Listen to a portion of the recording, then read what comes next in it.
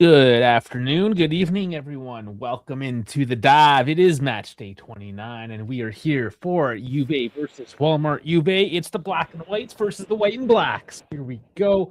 Guys, welcome in. We are streaming on pretty much every single platform out there.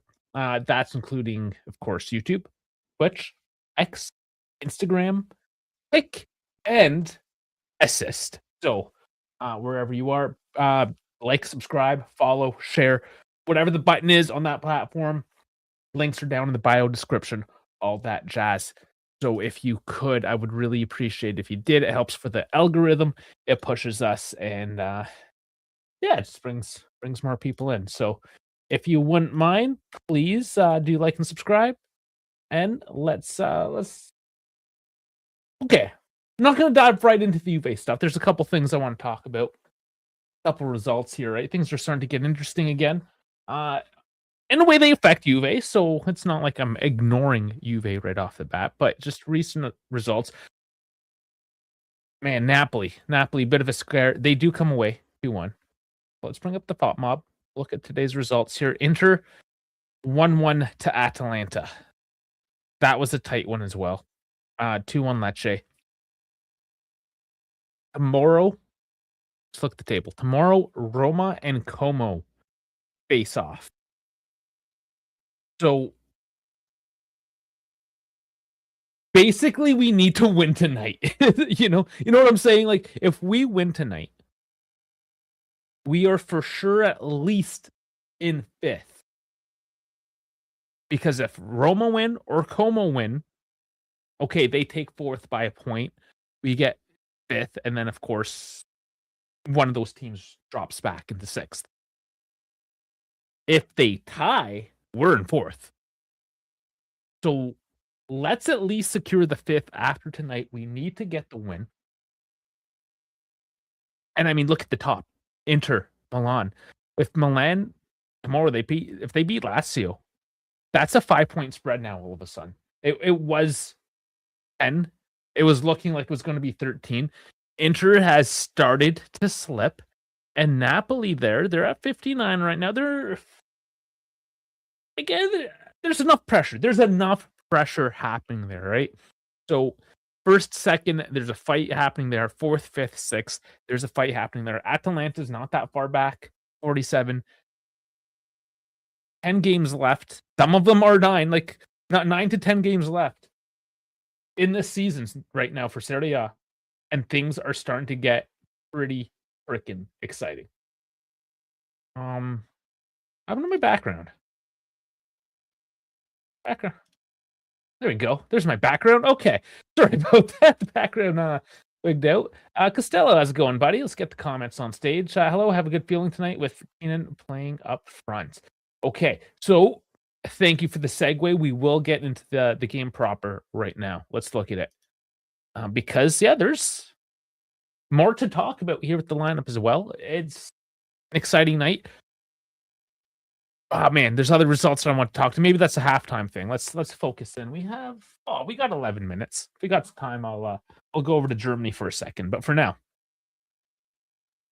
fixtures, of course. Let's get into today's game. And the lineups. Well, very first, you know what we do very first, right? We don't get to the lineups. I look here, and I see Maurizio Mariani. That, first of all, typically is not good news for Juve.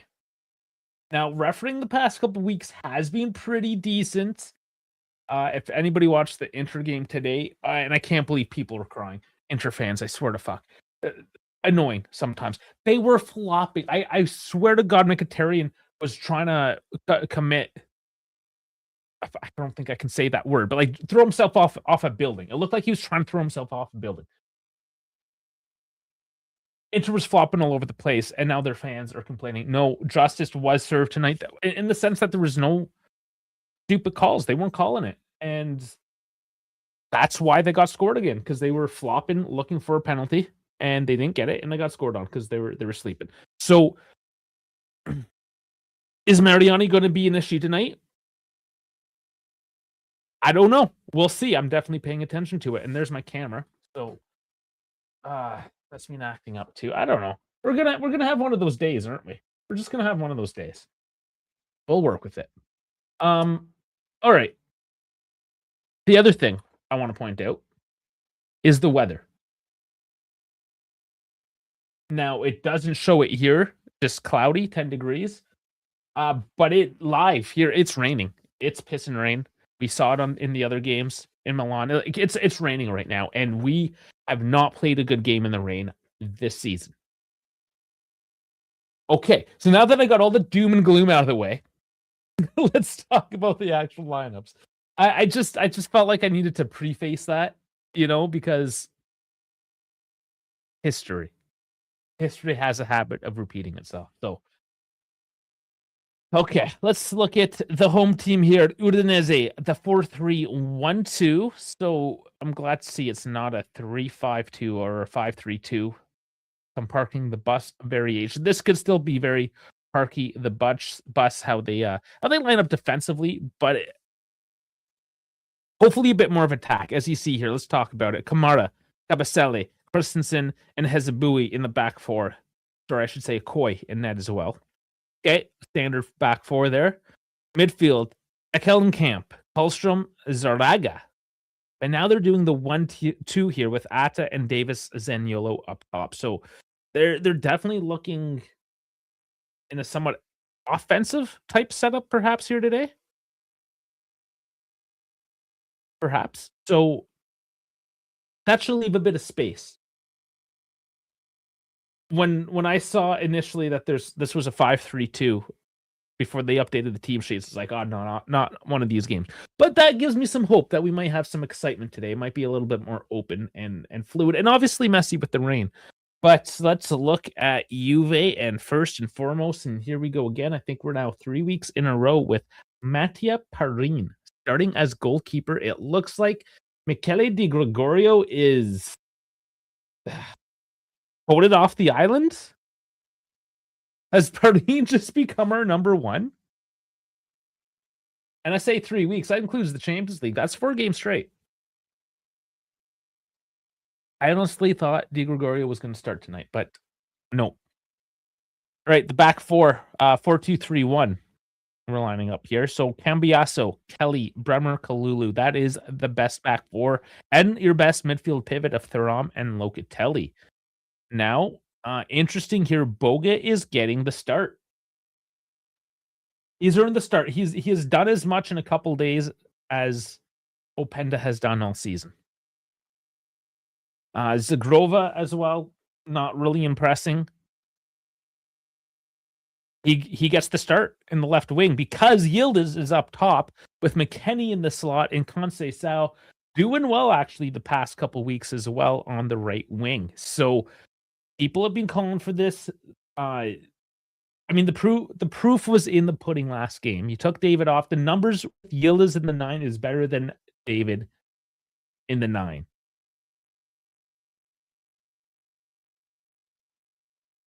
I mean, that's not a good look for David. Obviously, that's putting Yildiz in out of his prime position, if you will.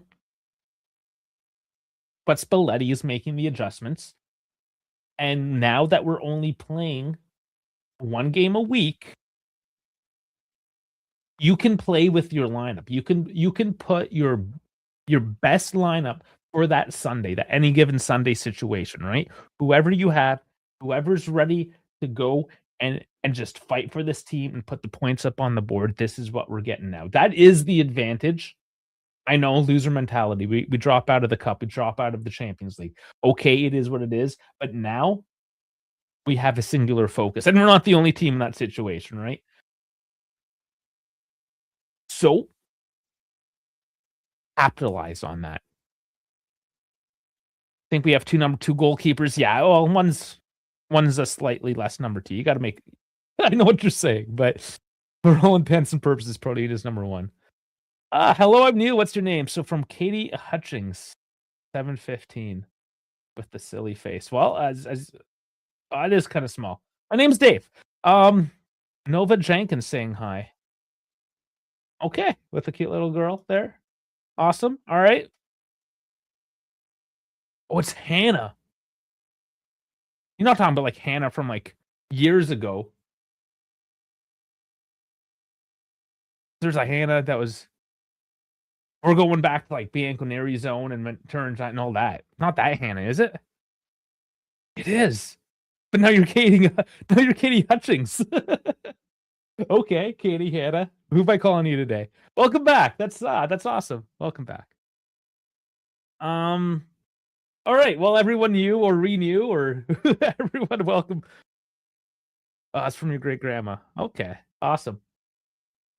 Emotional connection there. Very cool. Very cool. All right, a bit of a sidetrack, but we're getting old friends here into the chat, so that's always awesome and welcome. Yeah, it's great. It's great to see. I mean, people come and go. I do that too. That's normal, right? People ebb and flow with their YouTube habits, so never a hard feeling. You take a break and come back. And Nova Jenkins is. Where are you coming from? I don't think we've met either before. So welcome everyone who is new here tonight. No matter what your platform looks like, you guys are all coming in from YouTube. But yeah, welcome in, welcome all. Tonight, let's get back to the game. I'm waffling a little bit here. Not as much as this fiddlist, though. We got quite the fiddlist here for the pregame show here in Udinese tonight. I mean, that's pretty cool, actually. I'm not going to hate on that. We've definitely seen worse for pregame entertainment, right? So that's all right having a fiddle going there. Let's look at the lineups. Okay, they got Daniele Padelli and Razvan Sava as their keepers. Malicic, Soleil, they're two defenders, pretty light there. Amara, Dortoski, Erazala, and Miller as your midfielders, and Guille and Bayo as your attackers. So kind of light in attack, kind of light in defense. Not a super deep lineup here. They have Bertolo Zanoli and Zamora injured.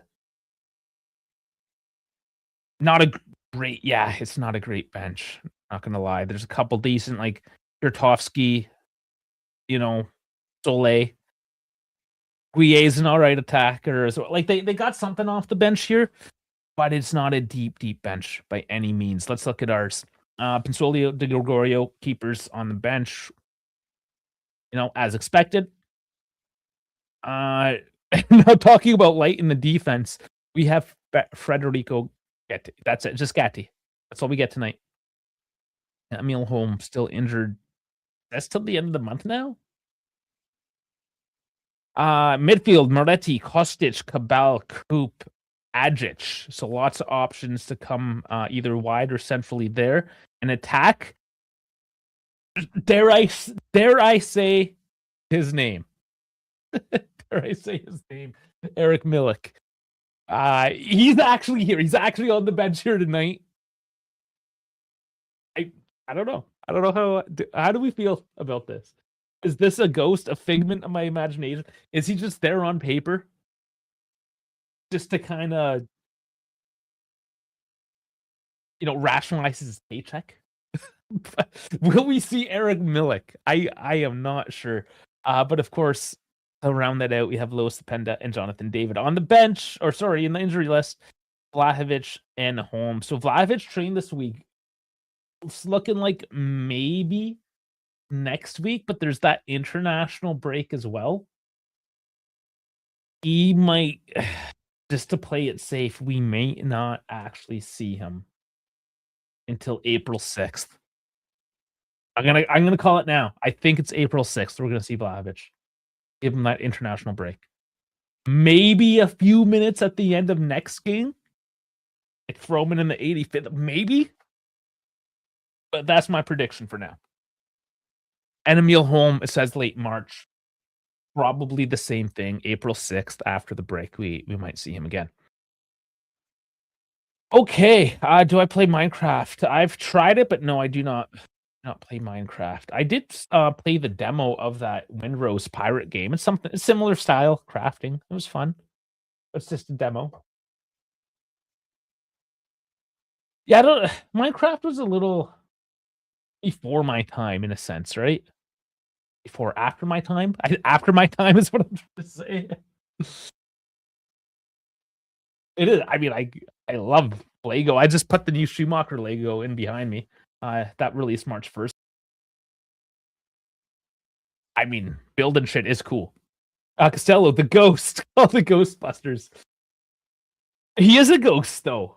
Honestly, it's almost 3 full years. We haven't seen shit from that guy. Like, I'm happy for him. I am actually happy that he's back. It's effectively career ending in a sense, career pausing.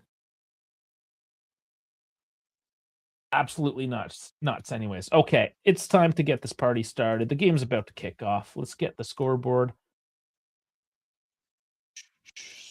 There we go. Live up there. Got to get the sync going as well. So we'll have that in a few seconds when we kick off. Predictions. Predictions tonight's away. It's raining. It's 2-1 Juve.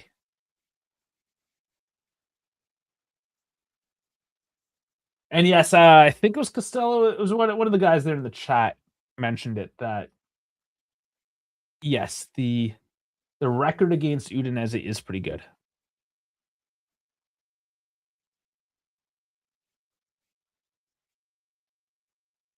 Okay, there is a sync. Yeah, synced up there on the scoreboard. We are good to go.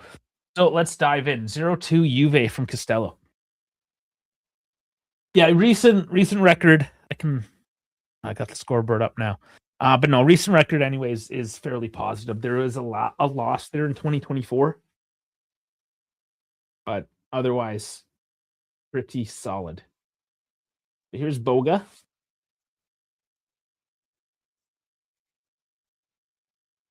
Juve in their third kit, of course, tonight. The light blue, or I guess this is their second kit. They've messed me up this year on their kits. I don't agree with their second and third kit rotation personally, but that's fine. They are still holding on to it in the midfield. No rush. Just trying to control the game right now. Maybe draw Udinese out of position. But we'll see. Kelly walking up.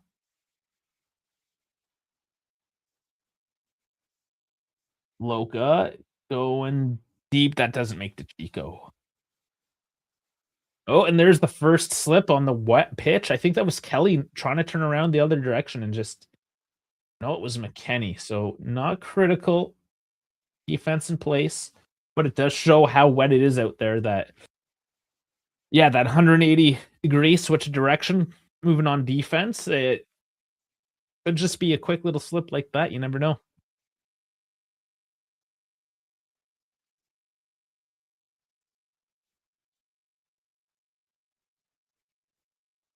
Blue Energy. I love that when it's the Bluenergy Stadium and all you see is like Blue Energy advertisements throughout the stadium. They're basically paying themselves at this point. It's kind of like when we had Jeep on our as our sponsor, right? That's why eventually we got rid of it, because it wasn't making Exor any money. It was just one Exor brand paying another Exor brand. But anyways, bit of a misplay here for Juve, giving away in the offensive zone. It's Udinese now who give it away to Yildiz. Got options there. Ooh, doesn't quite make it through, but good luck. A bit of contact there.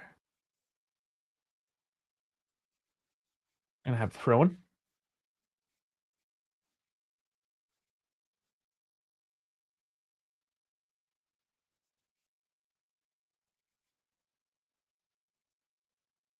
Speaking of Ghostbusters, I'm going back to that comment. Do we have any... Is there anything new with Ghostbusters these days, or was the last one that all-female cast version of it? I never even watched that one.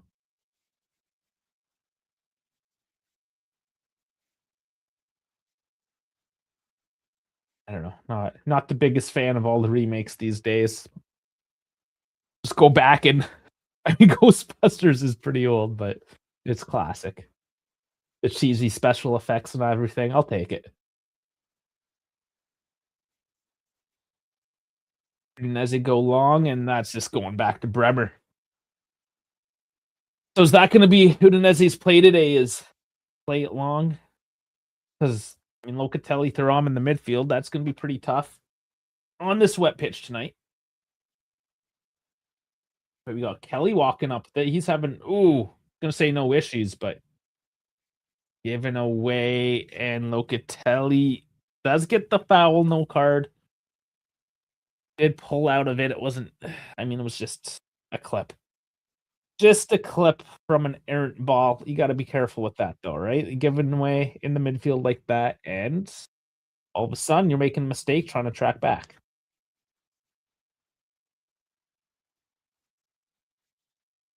Hey, Pappy, how you doing? From Puerto Rican Ashley. Okay, that's coming in from Kick. Hello. I don't know if anybody's ever called me Pappy before, though. Can I really play guitar? Not well, but yeah, I can play some chords.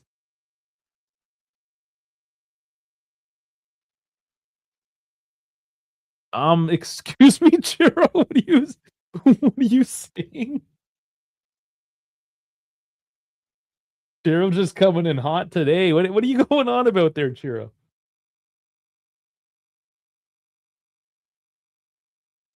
And for those of you who don't know, his name's not Chiro. It's Compachiro, Kamaboko. I don't know. I can't say it properly, so I just put the last part of the name Chiro.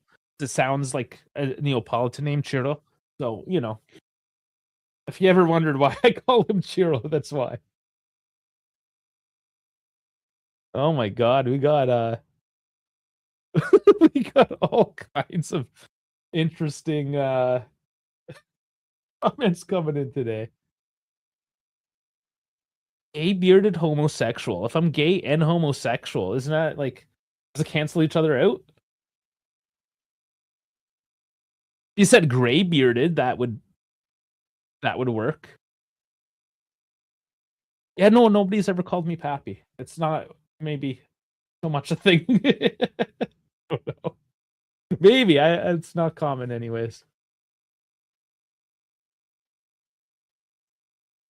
There's another guy at work though we call Pappy because it's like the beginning of his last name. So you can't be stealing people's nicknames. Well, they're kind of green, hazel, but thank you for looking my eyes. Man, you guys are at the comments today. You guys are throwing me. It's out to Chico here on the right. Gotten in and scooping it over. Doesn't find the target.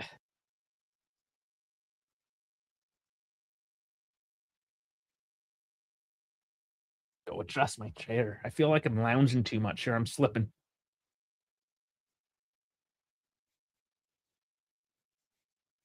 Yeah, it's been mostly Juve. Not that there's been a real attempt on that, but the game is in Juve's control. 7 minutes in. And closer. Look. No. I'm squinty eye anyways now.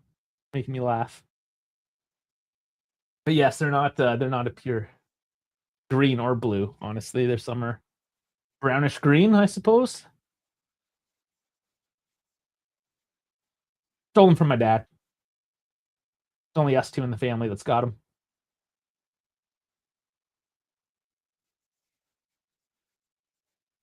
All right, Chico. Yildiz. Chico. Yildiz. Chico.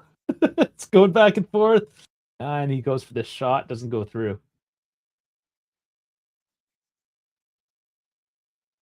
And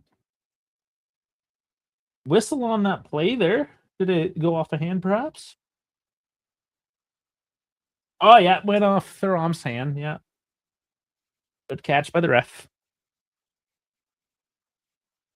Okay, well, you know that I'm not single, so I guess there's I don't know what the giveaway was that I wasn't single, but yeah, I have been married for quite a while. I'll take the compliment, but the good thing my wife isn't watching. We'll just say that. Okay.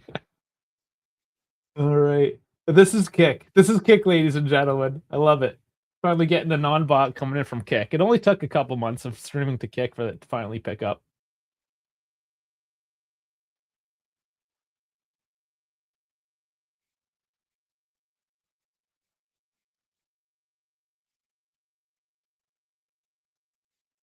Still Juve just kicking it around.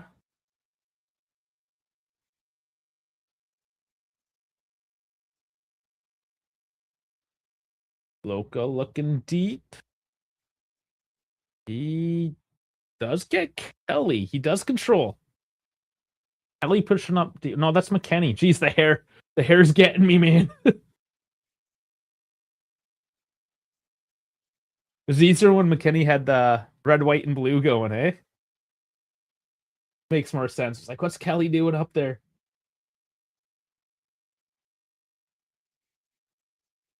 Oga trying to cross it. Then YOLO. He does get the contact. Locatelli asking, was it me? Yeah, it was you. Yeah. Yeah, there's a bit of contact there, buddy. Well, I probably will tell you every. Yeah, I probably would tell her.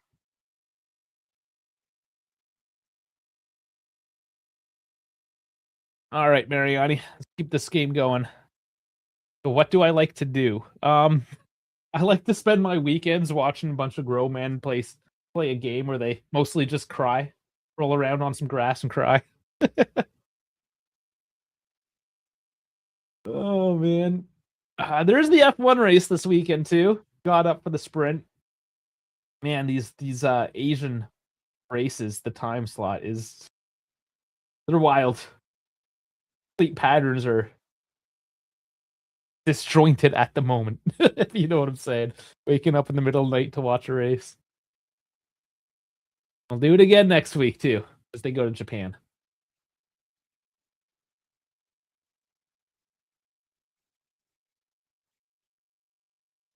Second race of the season, anyways, tonight, this morning, tomorrow morning, whatever, whatever time zone you're in. I think it's 3 a.m. I gotta find out what time I'm waking up tonight to watch this race. I think it's 3 a.m.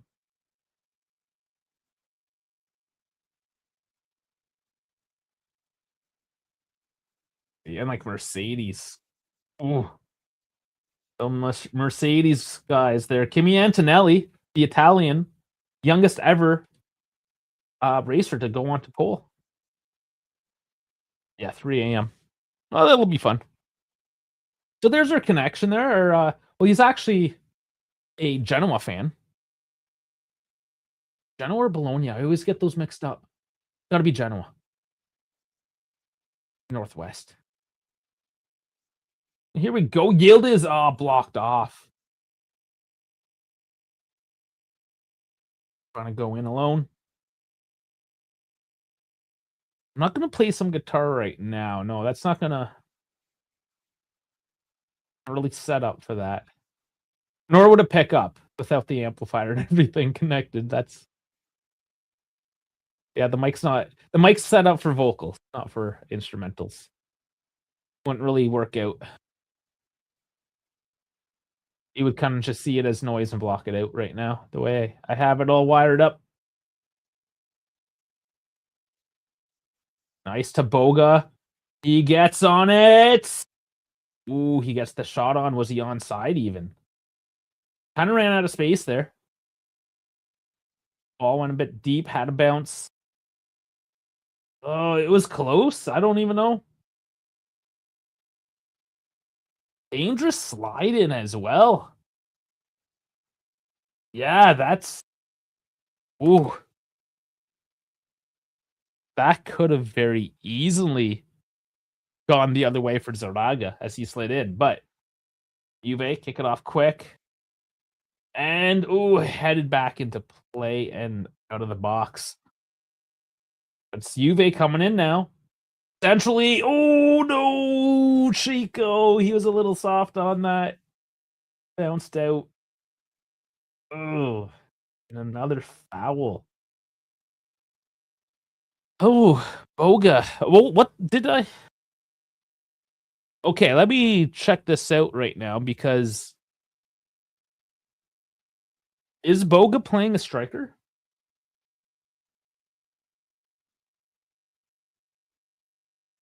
I gotta pay attention here for a sec. What's going on? Oh, Boga's still on the left right now. Where's McKenny?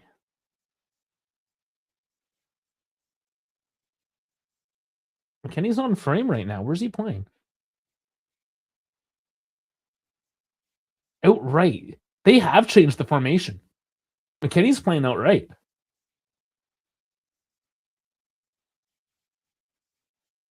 And yeah, the commentators now are like, what's Spalletti gonna do? Oh, is that on? Is that on, Chico? Oh, he can't quite get the space, but good pass. Blocked off. Come on, boys. And then Thuram launches it. We gotta settle this down. Oh boy, you're commenting way too much. I work out enough as I can for my broken ass body, yes. But if you want somebody that works out, here's Dal Jones. He is our PED expert and resident gym rat. I'm not too old to work out. No, I'm just too old to brag about my bench press numbers. How about that?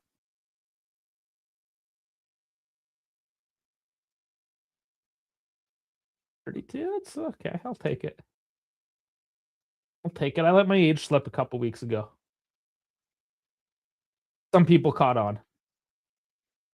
But I don't like to dox myself on the internet. You know what I'm saying? Gotta keep a couple things secret. You gotta, that veil of secrecy. Just a little bit. Gotta be a bit mysterious, right? Right, gentlemen? That's how you keep the girls interested. You gotta have that level of mystery about you.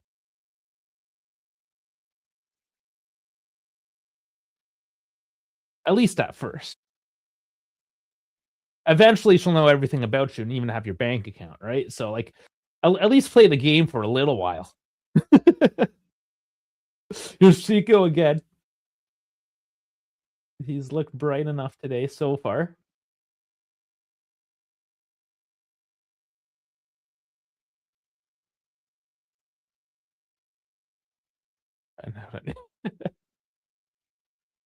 Oh no, where you're there was nobody there. Nobody was there, buddy. Lulu on the overlap, dumping it front of the box, but nobody.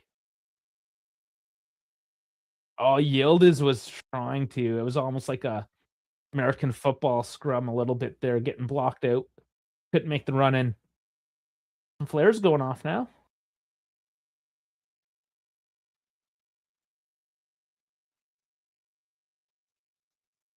Corner kick.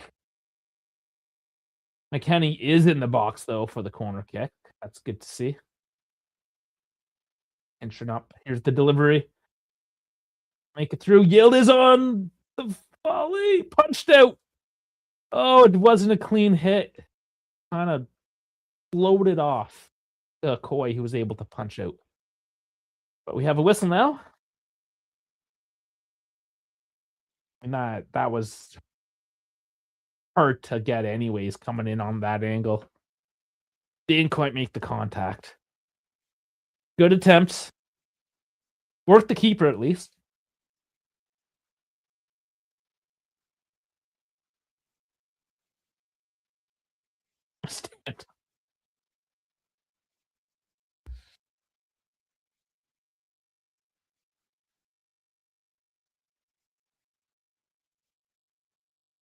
Alrighty. There's another throw in. 18 minutes. I don't know. The feeling. I guess it's a mediocre feeling so far. You know, that test of how the time's flowing, how it feels like it's going today. And it doesn't feel like it's dragging, but it doesn't feel like it's really screaming along either, right? Oh, Kalulu overcooked.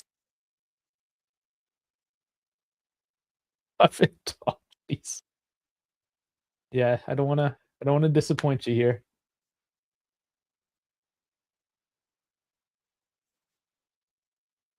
And that other guy before, like he was coming in here calling me gay, and then he just leaves again. I mean, if you're gonna come and talk shit, at least like stay around and talk some shit. You know what I'm saying? Don't just like fly in and leave again.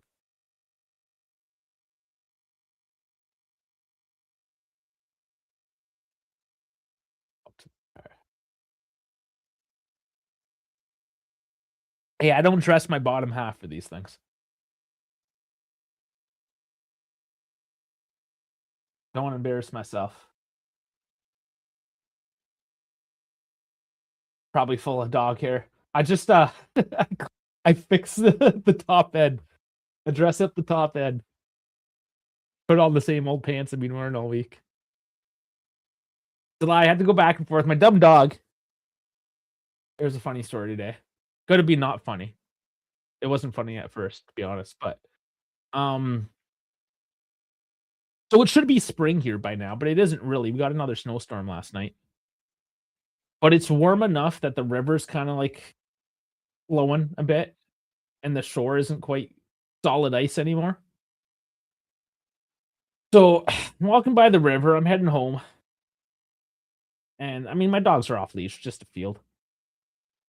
Udinese here for a second, actually. Trying to make something of it. Yeah, so what my young dog comes back wet. I'm like, why are you wet? You guys haven't swam all winter. It's been frozen. Like, why are you wet? And I'm like, oh shit, where's my other dog? And I look, and she's there, just broken through the ice. There's the hole. Just her elbows up on the ice, just waiting to be saved.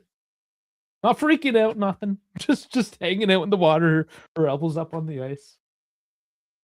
So, anyways, I have to go fish her out.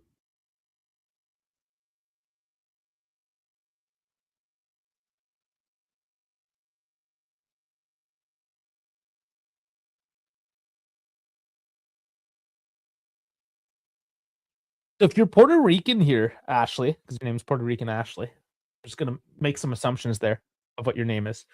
Uh like is it too much of a stereotype to just assume that you would like Bad Bunny? Or is that like one of those correct assumptions? Everyone in Puerto Rico loves Bad Bunny. I'm just kind of basing it off my little bit of ignorance and I suppose the Super Bowl. you know? Uh yeah, because it's not I couldn't tell you what a Bad Bunny song is. Like I know who he is, but it's just I don't listen whatever's on the radio, I suppose. Top 40 music. I don't not my thing. So I'm just making wild assumptions at the moment. Let me know if I'm right or I'm off my rocker.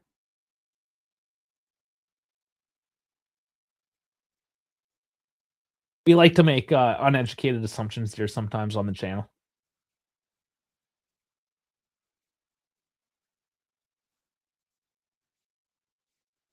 Each to make me feel 20 again. Oh man.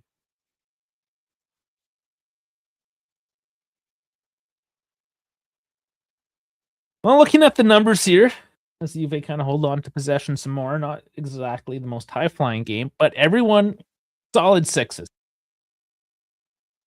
Both teams just solid sixes. Nobody doing anything outstanding at the moment.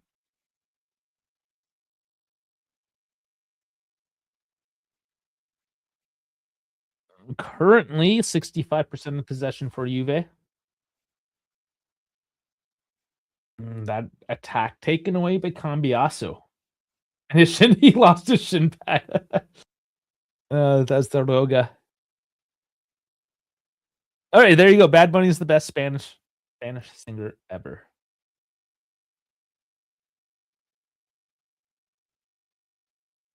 Who was it? He had was it Ricky Martin? Yeah, he had Ricky Martin at the Super Bowl. Like I would have said Ricky Martin was better. He's definitely more classic. I am not I shouldn't be talking about I have no idea what I'm talking about right now. I probably shouldn't be commenting, but I don't know. Did Bad Bunny just take the crown from Ricky Martin and then like invite Ricky Martin to his coronation? Is that kind of what just happened there?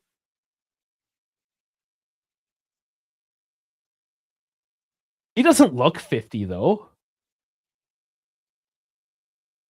So what? Like he still can't be cool at 50? And he's gay. Okay. But that should affect him as a singer, though. I mean, oh, why am I losing my mind right now? Thinking of names. I mean, there's Queen.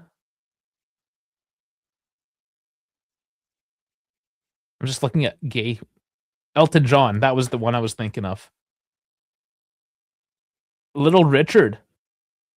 Freddie Mercury, yeah. George Michael. I'm just going through a list of gay singers right now. Yeah, Ricky Martin's there. A lot of these guys I don't know. Clay Aiken, yeah, that's not a surprise. Ryan Spass, no, yeah, we all know that. And Barry Manilow as well. Oh, look, the more you know. You would have thought. All right, ooh, Udinese sneaks a shot on there now, but Praline's there. Yeah, I mean, who would have thought that's where this shot would have went today? Is gay singers.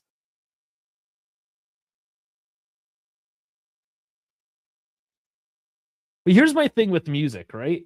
Because obviously the new stuff trends. But I always say, talk to me in 30 years and tell me if this is still getting played, if people are still listening to it.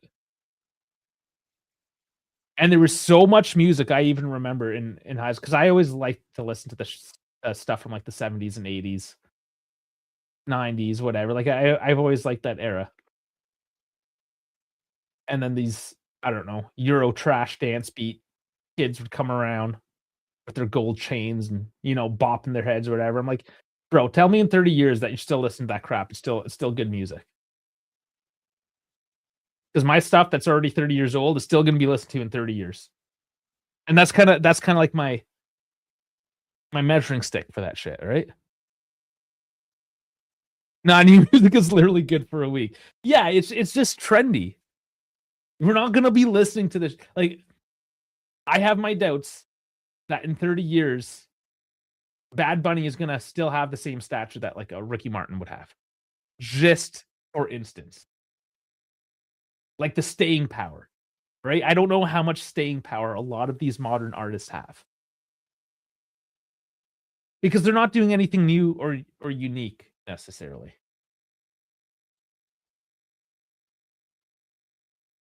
But I mean, we'll see. We'll see in 30 years, right? I could be completely wrong. This could be. Yeah, Drake's music is so irrelevant. Was it ever relevant? Maybe. Okay, maybe it was. But yeah, I mean, I love to hate Drake because he's a homeboy for me, like from the same city I grew up in, kind of thing. Ever, yeah. No, we will not be listening to Drake's music in 30 years.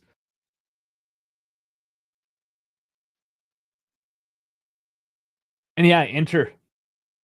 No, I mentioned that in the pregame, Dal. I was so happy that Inter was flopping around and it bit them in the ass.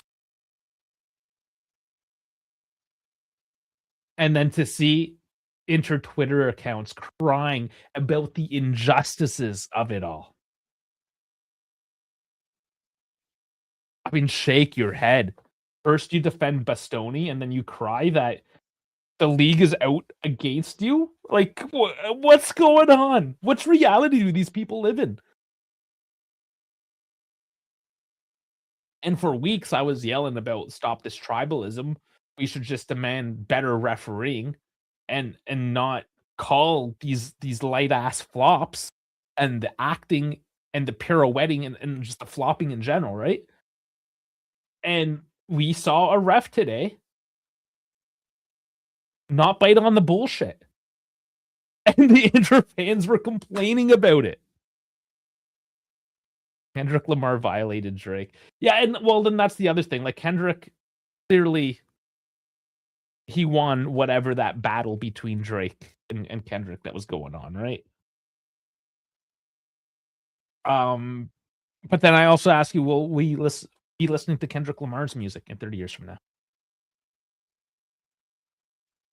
And I'm not saying, oh, I'm a super fan of him now. Like, yeah, because there's music that I listened to when I was younger that won't necessarily get played a whole lot today.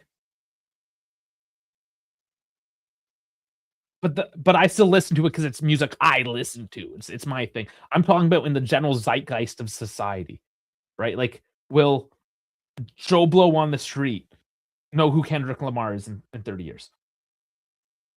I look like a rock star. Maybe in another life. I was never good enough.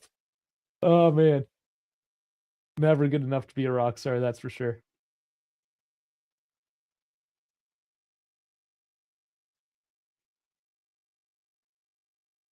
Here we go. I'll put it on.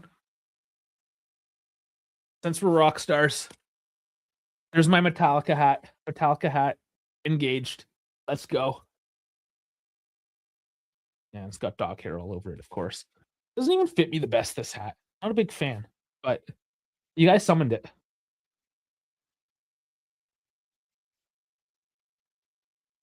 And actually, here, this hat fits me way nicer. We're talking about rock star shit. Mike Gibson's garage from Nashville, Tennessee. But Zaniolo with it, edge of the box. Locatelli falling over, can't stay on his feet. Now he's charging up the center. Udinese jumping to life all of a sudden. You like the other one better? This one fits way nicer.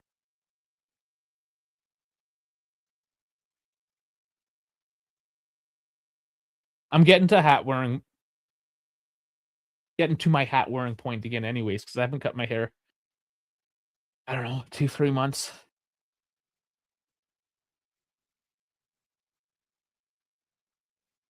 I'm at the point where I haven't like trimmed my beard. I haven't done anything because I'm gonna go get a haircut this coming week, and I'm paying somebody else to do it. Essentially, is what it is. So why mess up my wash and do it myself? When is Dash going to take it back about Loka? I think he's our best player and one of the best in the league. He might show up today. He said he'll try to hop on. So maybe today, Tico run through the back end and he's taken down. Yeah, bring it up today if he shows up. Because I think, yeah, you got to be realistic. He's been well. He's been one of the best. Yeah, I mean, I can't really argue at that point. That's the point, is that we've made the arguments of why the stats are inflated, of why he isn't necessarily as good as people are saying. And Mariani puts the yellow card out. Is he looking at the bench right now? Who's he talking to? Give me a different camera angle. So that's Zaniolo with a push. That was really soft on it. It was on Kelly. He just kind of goes over. It was a foul from behind, but a yellow card?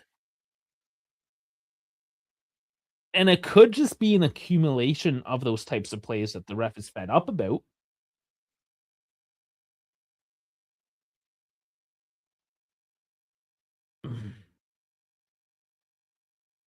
Yeah, it was a little soft, not gonna lie. But free kick here. Ooh, doesn't make it.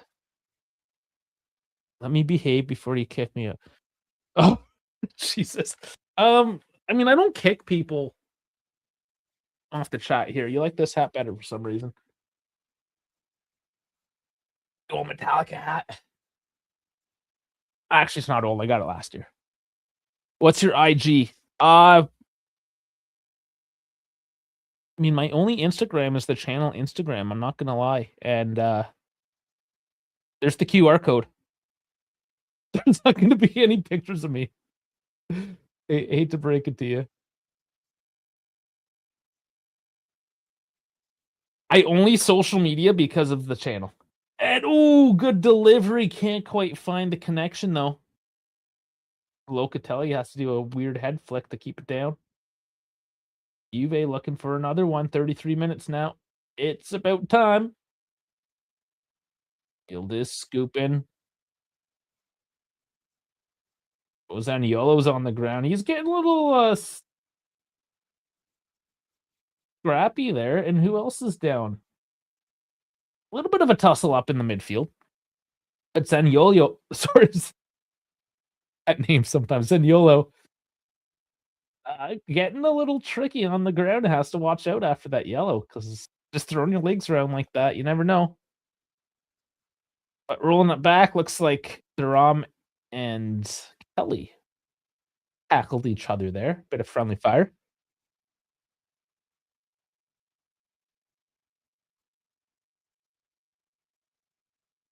Dallas saying he's got his op on Monday, so he'll be messing with me next week as I'm gonna be on my ass for 3 solid months. I'm off next week. It's our March break, so I'm off next week. But I don't know if next week's gonna work. You might be drugged. I don't know. Uh yeah, I mean we'll talk. I'm going on my trip.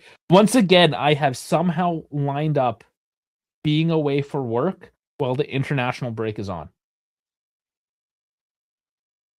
So go over the top here. Boga gets another one tight into the goal. Saved by Okoye, but Boga's the only one really running in on those tonight.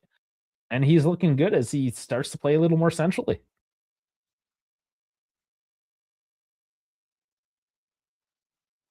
You don't want my IG unless there's pics.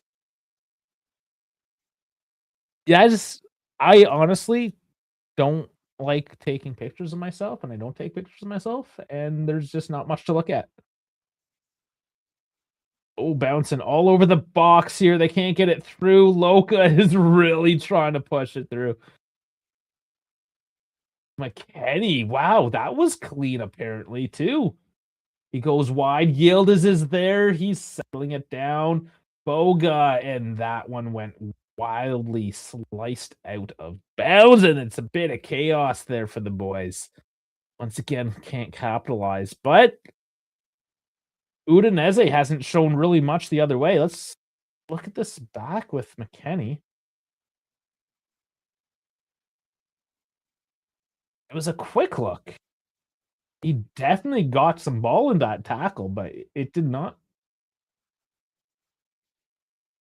Yeah, I don't know. I didn't get a clean enough look to see if that was good for McKenny, but the ref thought so. Aggressive. Love it.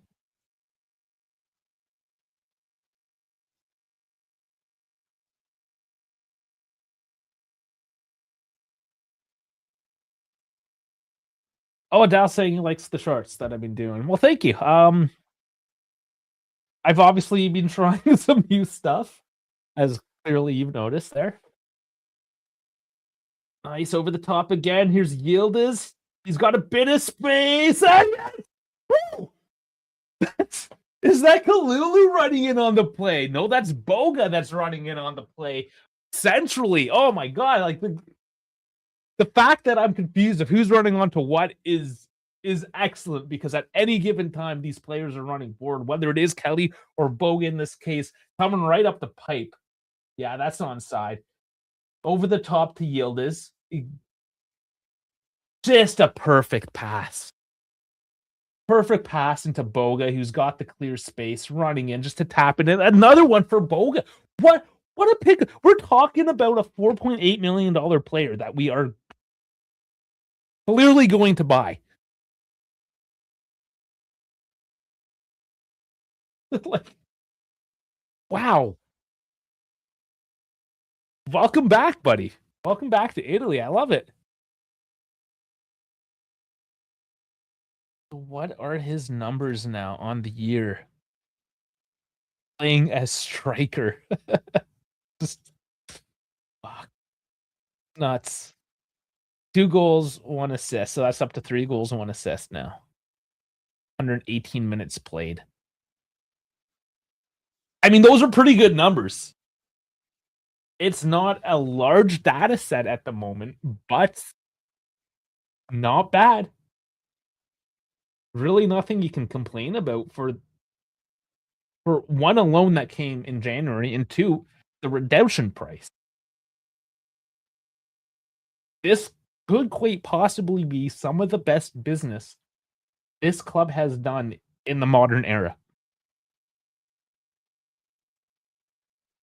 That is the Sassuolo Boga that was raping us. Good use of avoidance. They're graping us. I like it. Yeah.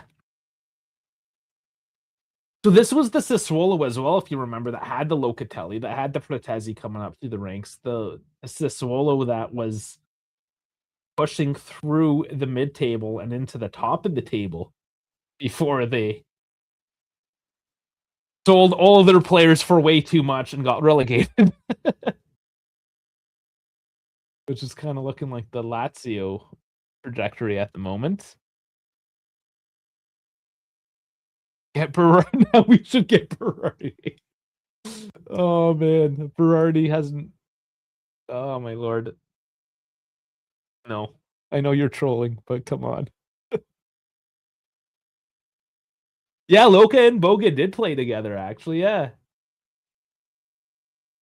Oh man. Oh wow, that was a dangerous giveaway there. Like that, the most dangerous position you could possibly do it. Oh, it was just a bobble. It was just a bobble, a failure to control off the throw-in. What a let off. Udinese kicking themselves in the ass on that one.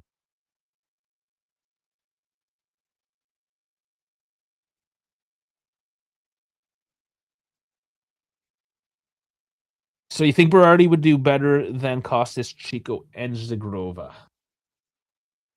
Boga's there again. Boga! Boga! Oh, he tries to sneak it, and that's a corner. Oh, dude. Actually, I don't even hate that. He definitely looked like he was going to try to go to the far post there.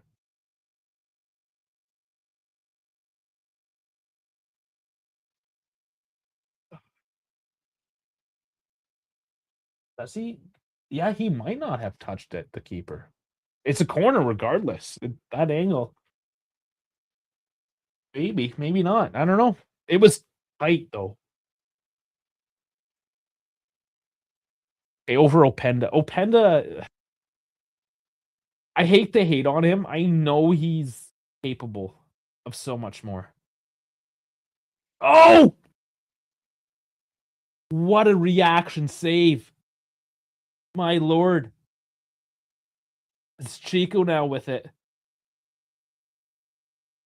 Ambiaso just denied there, but he's got it again. Scoops it back. Thuram. Yildiz. Game's definitely getting more exciting right now. Yildiz dribbling. Oh, cutting. Just cutting everyone up. Oh, McKennie putting back in danger, but Okoye's there. Ooh-wee. I got good there for a few moments, eh?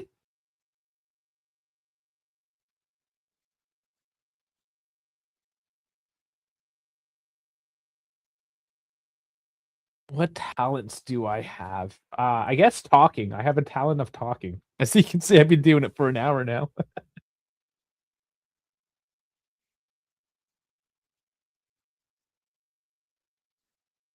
I don't know. I'm one of those guys that has just a lot of different hobbies. I'm not particularly great at any one thing per se, I suppose. I like to dabble. I guess you can say my talent is that I can just do everything just okay.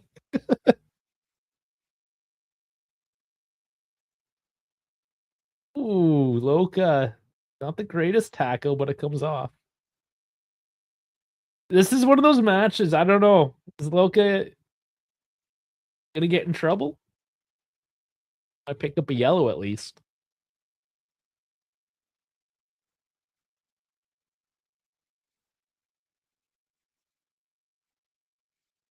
Rowan for Udinese now. What are our numbers looking like? I feel like it's almost gotten worse here for Udinese. No, it's gotten a little bit better. They're up to 43% as they take a shot from outside. That goes outside, but out for a corner as Perlin takes a touch on it. Yeah, Locatelli got the deflection there.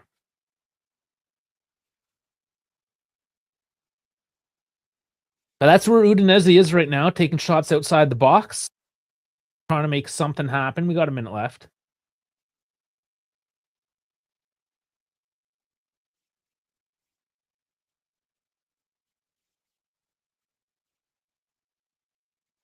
The delivery headed up here. It's Saniolo. And that one's going in to the upper deck. Kellen Camp there trying to recover off of Zaniolo, but does not work out. Will go to Perrine.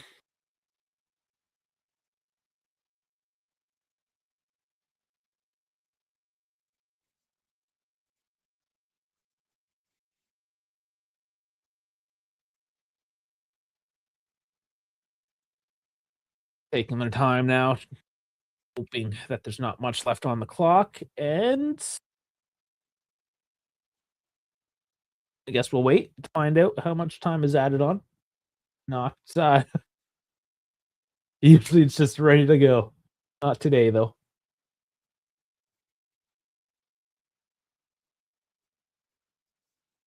Kenny has looked a little bit disjointed today. Not quite. They did switch positions up on him. He's all over the place. And I think that kind of affects his impact, his overall impact. Okay, now that there's 36 seconds gone, we find out that there's a minute of added time. Thanks for the heads up.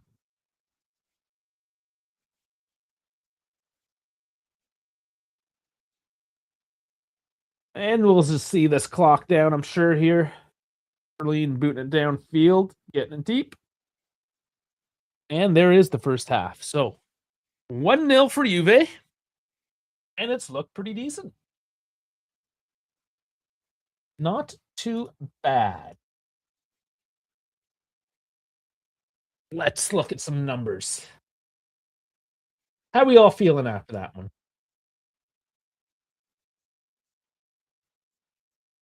I mean, well, yeah, if you caught the pregame, you would know I wasn't 100% confident coming into this game, both with Mariani being the referee, as well as it just piss and rain, and we just don't do well in those situations. So things have been, I mean, there's really no complaints at the end of the day, I don't think, right? We can nitpick. We'll nitpick a little bit. But quite honestly, considering as Spalletti has switched things around, and let's actually look at that lineup now. It's changed again. It's constantly changing. And this makes it a little bit difficult to really lock in on anything, right? So Spalletti's playing with a lot of stuff in terms of the formation. McKennie out wide. He stayed out wide for a lot of this, but Boga was playing centrally. Now it's Yildiz with Boga back out to the left. 3 at the back as well, with Cambiaso pinching up where it was 4 at the back. This it's nuts, man. It could be like a 4-3-3 in transition even.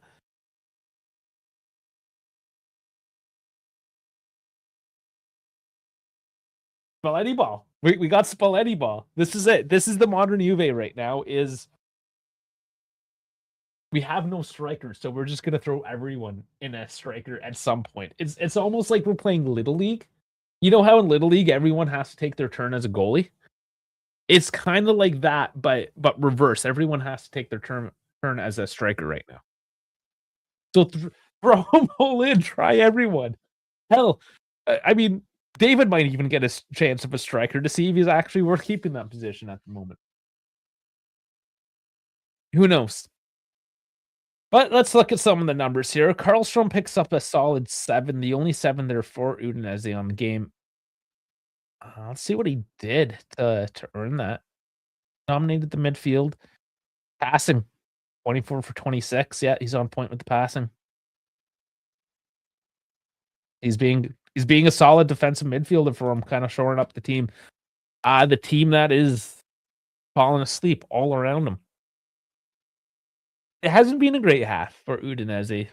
They picked up the control a little bit towards the end. Had a couple of looks. Nothing great. We'll look at the stats too. We'll look at where the shots came from, what their actual threat was. But looking here at Juve, I mean, the back line, you got Bremer at a 7, Lulu, Kelly. I mean, they haven't had to do a ton. They've definitely helped with the overlap. Lulu, of course, with throwing a couple crosses into the box. They're rated on defensive contributions, however, so yeah, they're not doing a whole lot there defensively. Bremer, yeah, I mean, shores up the back line. No Bremer, no party. Hiram, yeah, 6'5". He hasn't been. Yeah, same with Cambiaso. Locatelli definitely been involved defensively, though. So getting the points up there, getting a lot of forward passes going, dictating the play. McKennie, I still don't know really what position he's playing today, but certainly right wing back. Not even a wing back, honestly. Like a right midfielder, he's all over the place. He's on a solid 7. Boga 7-7 on the with the goal. 8-1 for Yildiz with the assist. All the creations. Chico, he typically rates low. Lots of runs. Tries to add a bit of the chaos, but he lacks that finishing touch, which apparently Boga brings to the table. So a bit of a mix, and I think that's fairly accurate for the team right now. Like 1-0, things are okay, but yeah, there's a bit to improve on. We can clean things up, really lock her down. Okay, get back into here. Sub in the Ghost in the second. I wouldn't mind seeing Milik, quite honestly. Just to see. Who knows? Like, throw him in. If we're up 2-0, 3-1, or whatever, if we're comfortable 85th minute, throw Milik on. Let's see what he's got. I'd celebrate just the fact that he's back. Okay, Jeff saying he'd keep Jonathan David. Yeah, I think it's a little premature for JD. Spalletti, we see though with Spalletti, when you were off the list, you were off the list. Like Locatelli, he used and this is the interesting thing. Like Locatelli is back on the list because there was no other options and he had to play him, right? So he earned his position. But we're seeing Openda getting benched, Segrova now getting benched. Apparently, Emil Holm didn't even impress. He only played a couple games. Jonathan David, like we're at the part of the season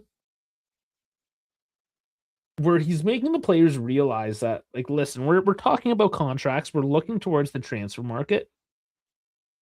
It is mid-March. In approximately 6 weeks, it's game time. And business time. The game time's over, and now it's business time. That's not a whole lot. 9 more games after today. 6 weeks. Yeah, prove yourself. But with Jonathan David, he was never a true number 9. Same with Openda. If he had a healthy Milik and definitely a healthy Vlahovic, where you have out and out number 9s, target men, I think you'd really start to unlock the likes of Jonathan David or an Openda. So Openda, I mean, you put the investment in, can he get it back? That's the question. With Jonathan David, free transfer, you're definitely getting the money back. I just have this feeling that you can get a lot more for him in another season if you can really lock him down. Like if you can get him just more consistent.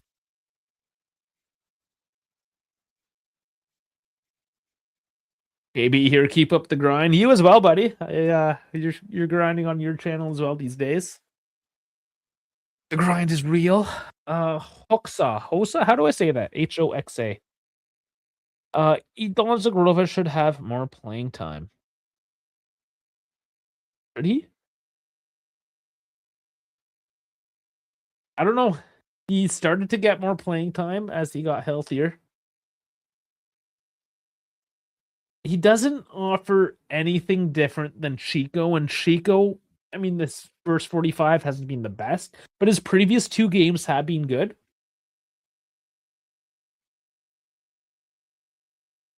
I mean, I still think Chico gets the start at the moment. Now, if Chico starts thinking up again, then yeah, you throw in Zagrova and be like, hey, smarten up. We also don't know how injured he is, how recovered he is. We don't typically see Zagrova start 2. I don't know if we have seen Zagrova start 2 games in a row. So we could very much this be relegated to an off the bench player, except in those very use case scenarios, which I think are gone now because you don't have those midweek games. So I'm sorry to say, but just judging by what we've seen, judging by what I've read on social media, I don't think Zagrova is the starter. And that's not to say I would love to see him excel and really break out in this team and start putting up some numbers. I would love that for everyone, of course. Openda, Dave, all of them. I just think he's losing the edge out to Chico. And I mean, recovering from an injury is a bitch. It is what it is, right? We bought him injured. He came to this team injured. You come back as a different player, both physically and mentally. Sometimes you overcome that. Sometimes you get better. Sometimes you can never quite get to where you were.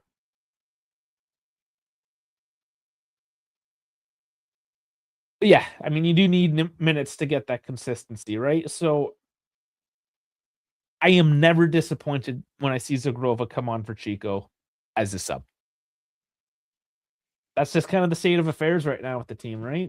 But we see these ebbs and flows. Our only striker, sort of striker, of Jonathan David's getting benched right now. Our next closest thing to a number 9, Openda, has been benched for a couple months.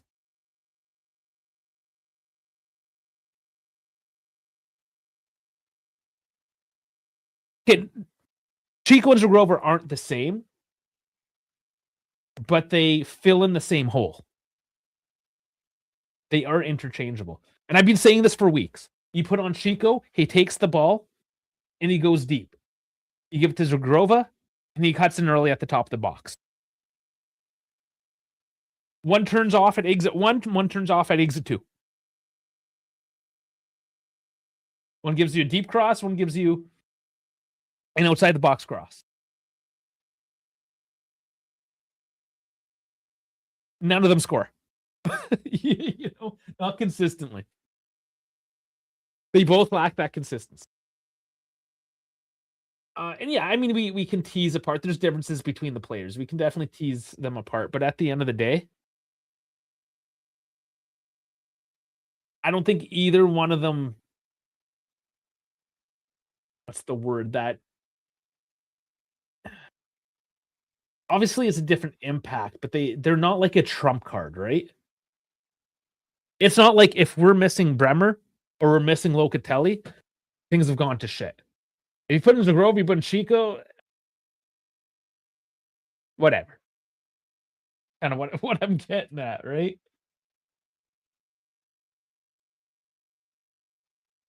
It's the classic case of the modern winger. There's very few modern, like you can get like a Vinny Jr. Sure.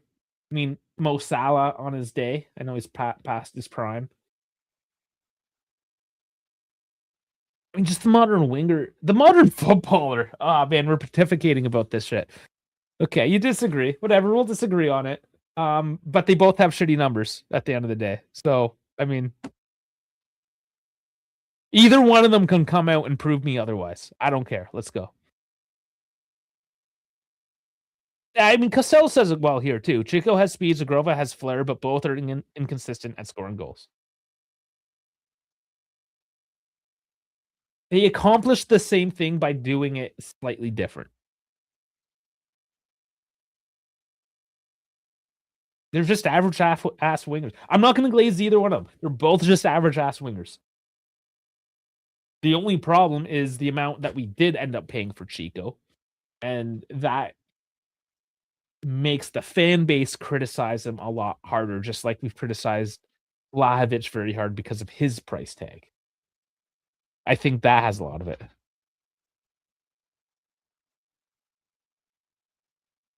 Yeah, one plays less, but if he's not healthy, and that's the question, right? Like, is he healthy? Is he healthy enough to play more?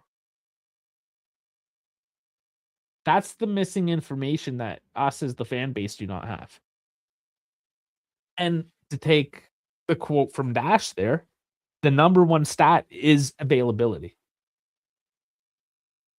None of the other numbers don't mean anything if you can't show up. So is that Zagrova's fault right now, or is it something with Spalletti? I don't know. Again, regardless, I mean, I don't want to sit here and fight who's better, one or the other. I mean, we can go back and forth all day, I'm sure, and there are two different camps on the matter.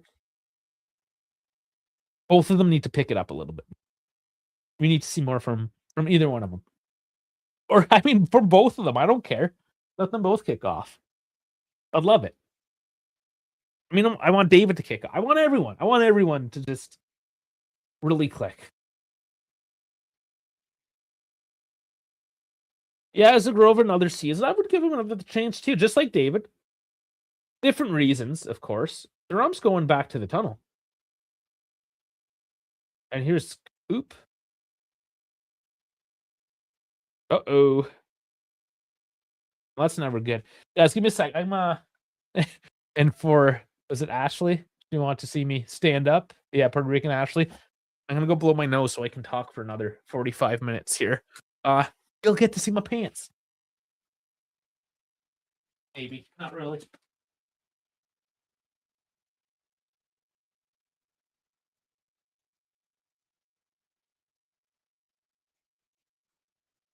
I'm taking this hat off. Screw this hat. Not there yet. I think man, that's definitely a discussion we're going to be having later into the season. Keep or sell, guys. Screw it. I'm just gonna. It's the boomer break. Jero disagrees, guys. It's the boomer break. I'm gonna be back in a minute. Give me a chance.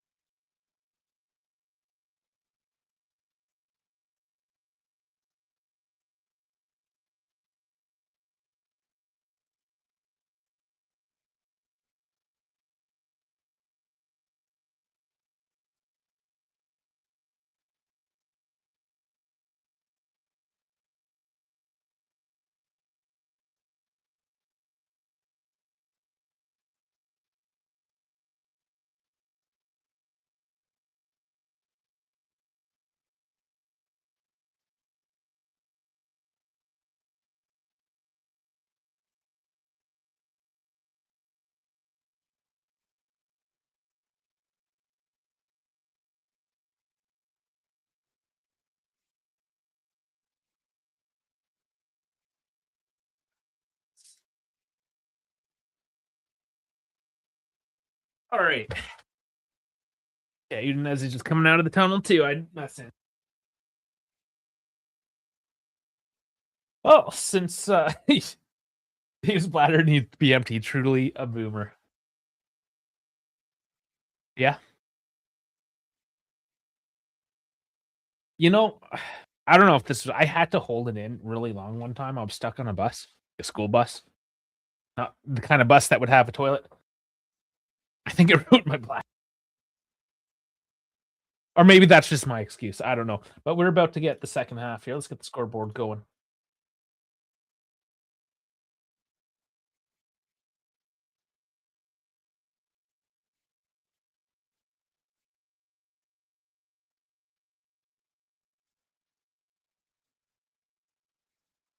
Lining up here. Bit of a delay to start.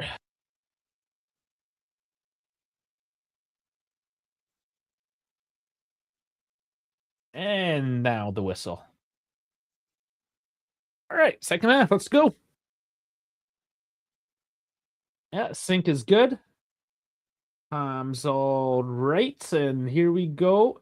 And I thought Mariani was going to play the ball there for a second. Oh, get to Chico. Oh, just lost steam on that pass. It was looking good. But that is Boga in the number 9 position. They're on. Okay, so he's all right. I don't know if he forgot something there in the locker room or what, but he's certainly back. Kelly with a good hold off.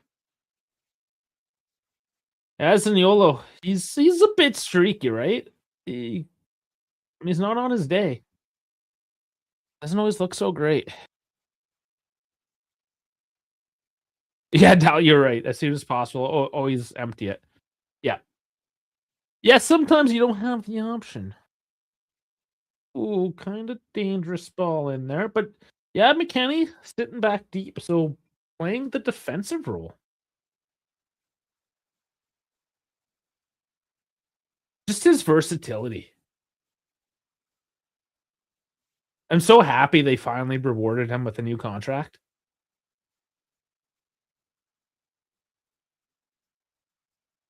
And he's been on this team since the Pirlo days now, you know? The proctologist visit is in the summer typically.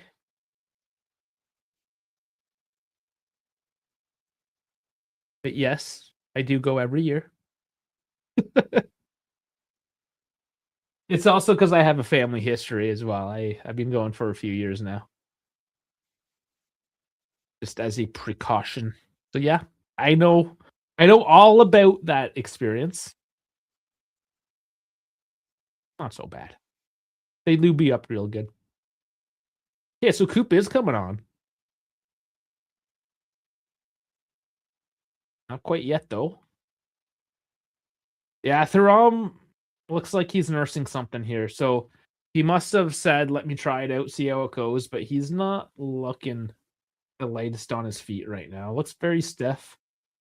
Up there for a header. Yeah, and he lands a little bit funny.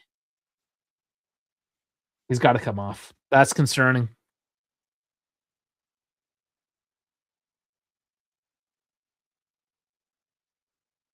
Yeah. He's done. Ah, it sucks, man. Well, that's not a huge. We'll see. We'll see what it ends up being. Hopefully, nothing too serious if he's still kind of on the field right now. But even if he misses next week, yeah, Chico taken down there. Yeah, if he misses next week, comes back after the break, that wouldn't be the worst thing in the world. But the change is happening now. Coop miners for Thuram.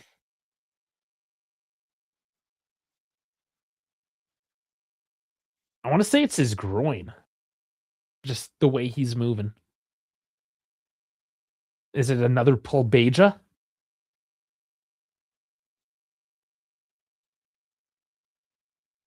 Dal, you're like the sports medicine guy around here. What do you think about this?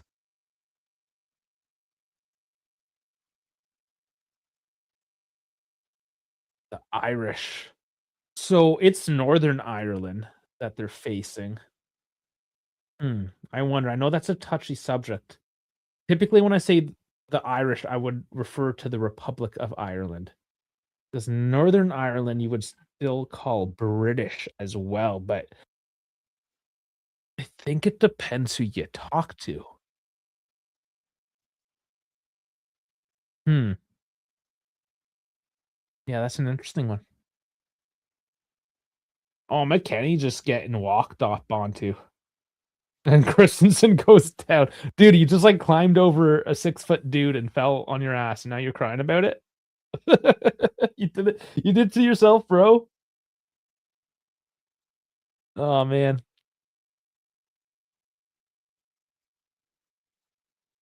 So, and I gotta debunk this. I don't know if anybody has seen this on social medias, but Iran, and if you have been watching my shorts, I did the latest one was on how Iran pulled out of the World Cup. and they're looking to replace that position, that team. So there was an article that came out from like Eurofoot News or something like that, that Italy is the most likely team to replace Iran because they were the highest ranked FIFA team not in the competition. And that is just completely false. Completely and utterly false, that news. Oh, wow, they messed that up, Udinese. Oh my god. Oh, how did we let this one happen? Bremer losing his man. Now come are they gonna look for a foul here?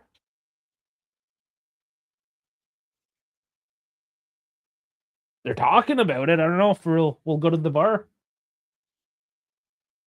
I think it's okay. I mean, there was contact there, but that was the discussion in the Inter game today as well, right? Like, contact doesn't mean penalty. Yeah, Costello, you're right. Yeah, it's going to be another team from the Asian Football Confederation, the AFC. And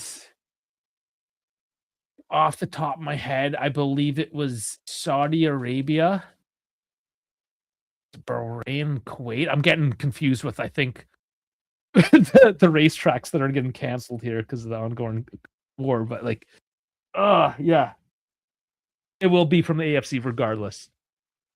That's what FIFA is saying, anyways.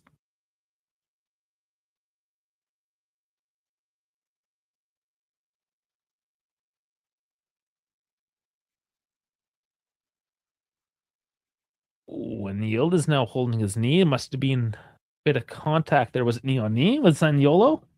No, because Zaniolo has weak knee.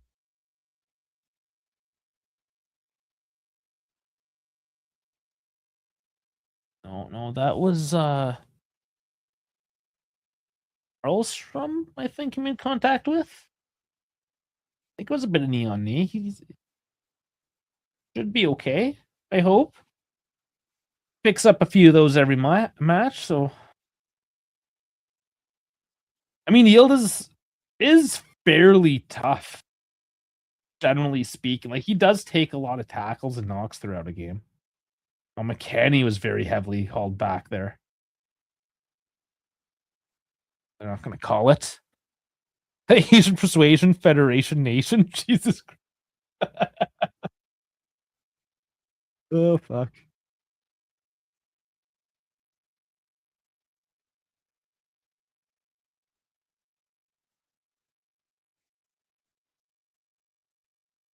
Okay, having to talk to Davison Bremer now over something.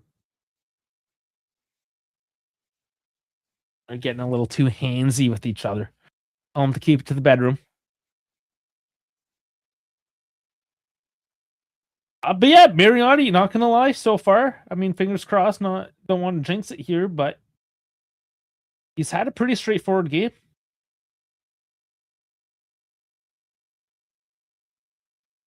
No complaints. Like, did they actually talk about it? The AIA actually sit down with the refs and tell them to suck less?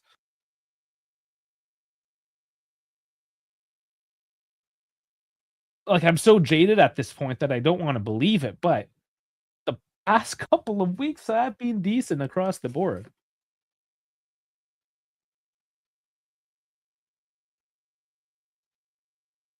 I don't know. Have you guys watched any of the other games? I gotta look, and I forgot to talk about it at halftime. Bayern Munich picking up 2 red cards. I didn't see what happened, but I saw that Vincent Kompany was, I guess, the most angry he has ever been seen to be. Or so that article said. That was happening. I was watching the Napoli game just for this. I didn't get to catch what happened. I'll have to catch up. Sir German Dave will know all about it.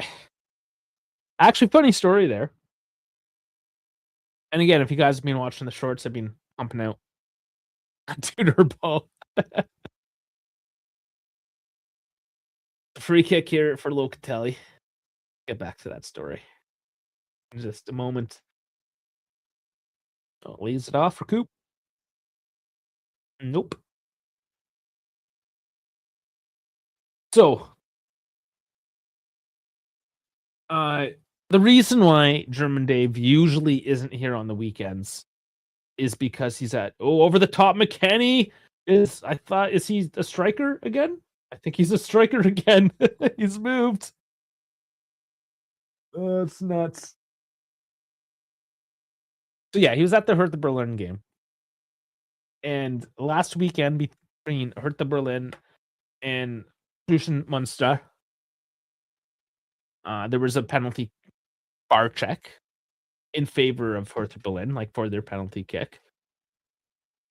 And the Ultras, it was in Munster, the Ultras, one of them, and they're masked, of course, so we don't know who it was. They can't catch the guy. But he somehow snuck over like the stands, over the wall, to the VAR camera and unplugged it. So the referee couldn't review the VAR on the pitch. Now, they just went to the head office there, the head VAR review board in Germany, which is in Cologne, and they just made the call from there. So they still had the penalty kick, like nothing changed at the end. But I guess it's just so routine for Dave, and like he thinks second tier German soccer, football, whatever. Nobody'd pay attention to it, but it was all over social media. So I asked him Monday morning, I was like, "So what happened yesterday?" And I was like, "Oh, you heard about it?" I'm like, "Dude, it's everywhere." It's like, oh, so yeah, he actually got me some of the pictures and everything, and made a short about it that night. Oh, Loka! Wow, nice shot. Made it difficult. Paired away by Okoye, though. From outside the box, too. That was the flight of the ball on it wasn't the easiest to save, I'm sure. How wild is it that Tottenham can get relegated? In a sense, not that wild. I know you look back to, and I believe it was 2019, they're in the Champions League final. Now they're getting relegated 7 years later. I mean, look at Leicester, though, right? These teams, they get a bit of a cash injection from some wealthy fanboy that just wants to go to like his Saudi oil buddies and show off that they have a Premier League team or whatever. These investment bankers, what have you, and well, they take the soul out of the team essentially. I've been reading more and more about this recently as well, and yeah, they want safe football. They want something consistent. Consistency is better than winning some seasons and losing some others. Because when you just have like a global, just non-committed fan base, you just have that like very general fanboy globalization, that the guys that only watch 5 seconds clips on TikTok about the team. They just want something easy. They want vanilla ice cream. But Boga crossing it in, Coop ball puts it over the bar.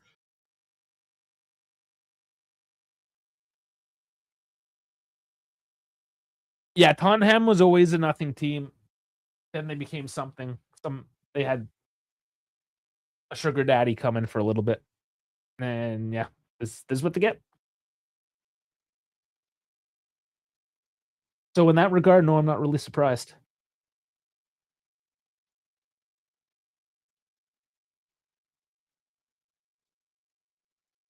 And you know what? Championship is very competitive. Good luck in the championship, like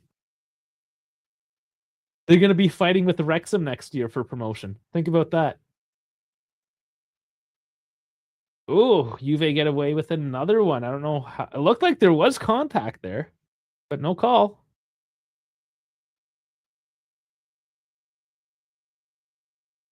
I don't know if it's just the no Bentancur or Kalulu. I think it goes a little bit deeper than that. But yeah, losing out your main players never Never helps the matter.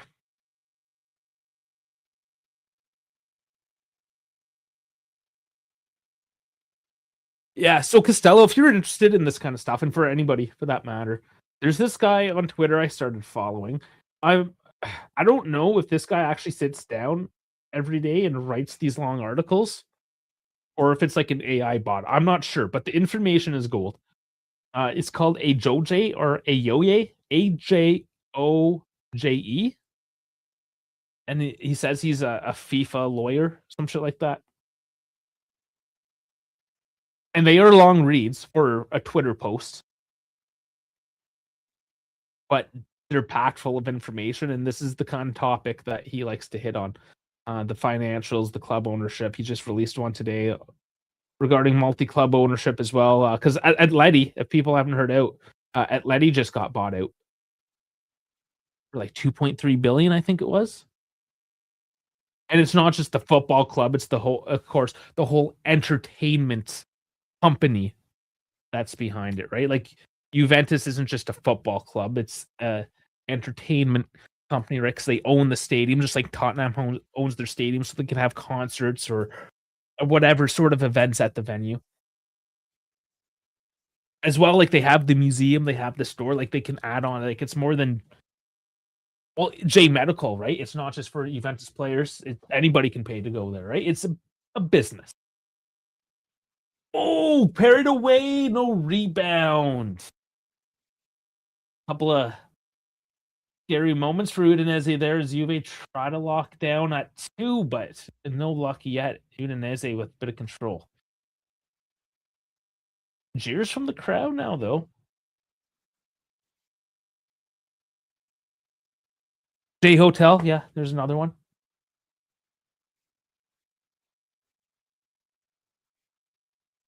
And that's just how Juventus says it. That's actually fairly small scale compared to some of these are doing because I don't know what Madrid had. Like they're going to have a whole entertainment district and like was it a water park or something?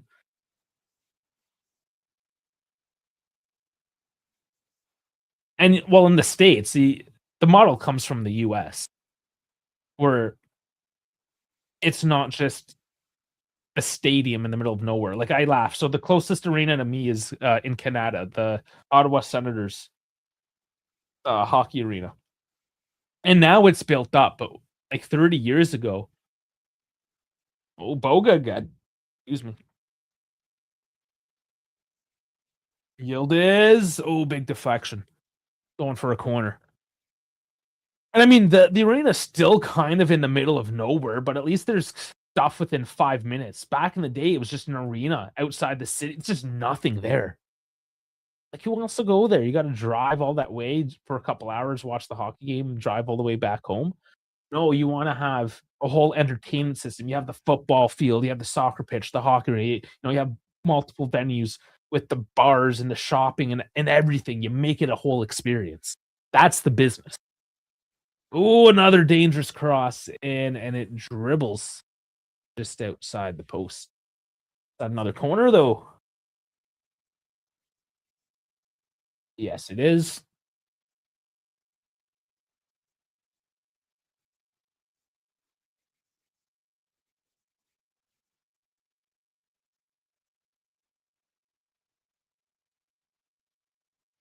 Stadium's in good spirits tonight, it sounds like, though. That's good.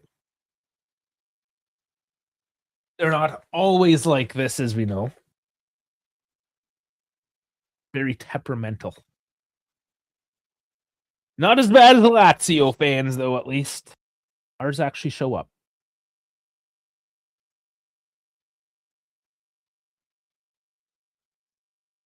Delivery by Coop, headed out. There's Yildiz scooping it back in, headed out. A funny headed pass by Chico there, keeping in play. And Coop with a WTF mate kind of cross into the box. What was that? Ooh.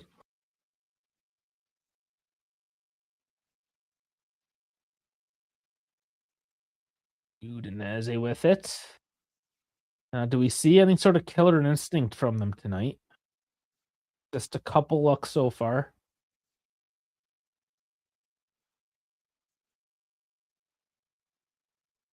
Juve not leaving a whole lot of space.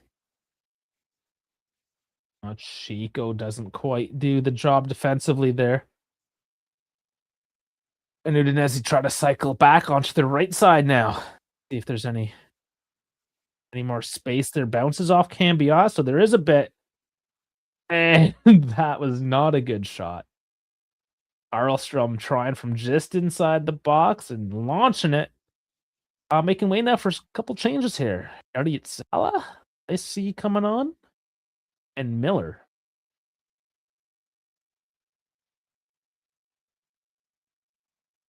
And a very tired Kamala coming off.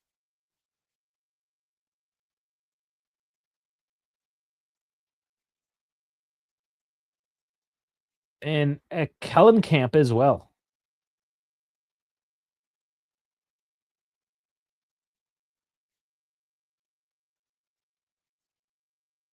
So they're I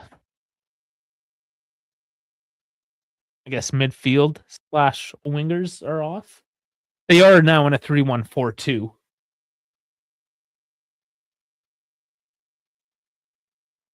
They've adjusted to try to play more offensively as well. It should be noted.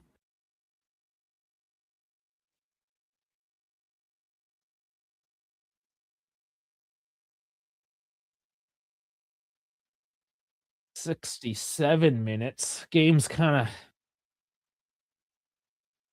lost its momentum a touch here. Let's see if they can pick it back up.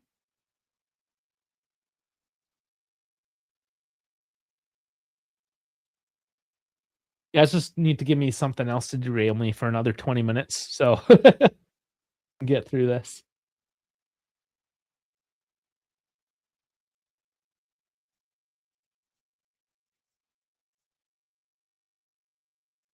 Still a bit of work to do this.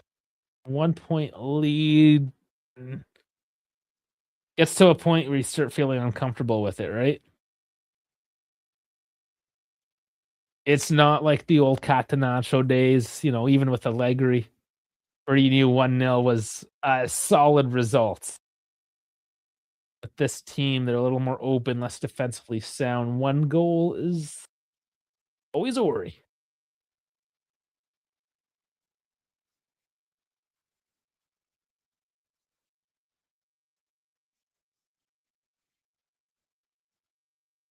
Miller, new on the pitch here, keeping it moving.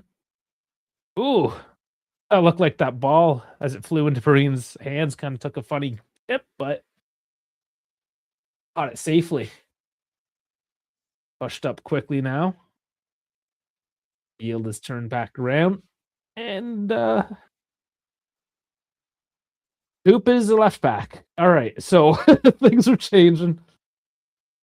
How long have I ignored that? Or is he playing as a left back? No, he's kind of okay. Maybe a little bit of both. Playing a bit deeper. Chico. Is that why you're yelling at Chico? He just gave the ball away there. A little silly.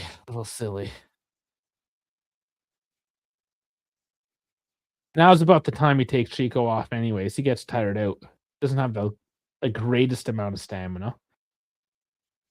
Yield is cutting. Oh, Chico! Chico, he puts it in! Off of Yildiz for his second assist. With both wingers now up on the board. There you go. And Dal, you realize you kind of ruined it there. So I think you try to recover. Oh boy. Okay, it's 2-0. I feel good again. I was getting to that point. I was just talking about it. It's, 1 goal is not enough. But Chico is there, puts his foot through it, and honestly, for all the moves and the cuts and the dribbles that Chico does, this is how he scores. Just get centrally in the box, put your foot through it. Put your foot through it. And let's be fair. Yildiz, nobody was stopping him. Nobody can control him. And he kind of passed it. That was a fairly acute angle pass. I think it was a slight back pass in a sense to Chico. It was not straightforward. And it made it to Chico. Take him off now. Yeah, I got the scoreboard up. You can see what my time is. 70-50. That's why I do it, man. So y'all know. So y'all know they're checking. Oh, because Coop is in an offside position.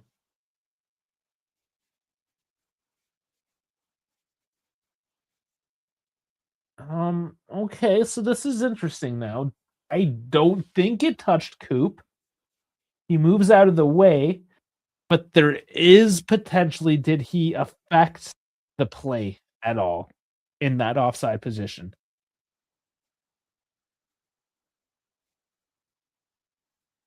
I mean, he moved out of the way. You can say he was obstructing the view. We've seen that called. But at the moment, it looks like if it's just physical contact that they're looking at.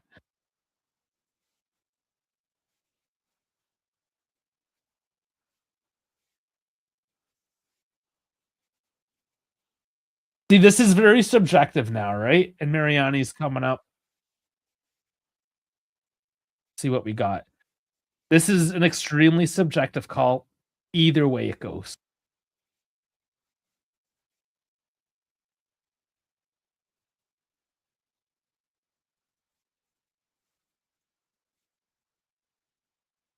The suspense.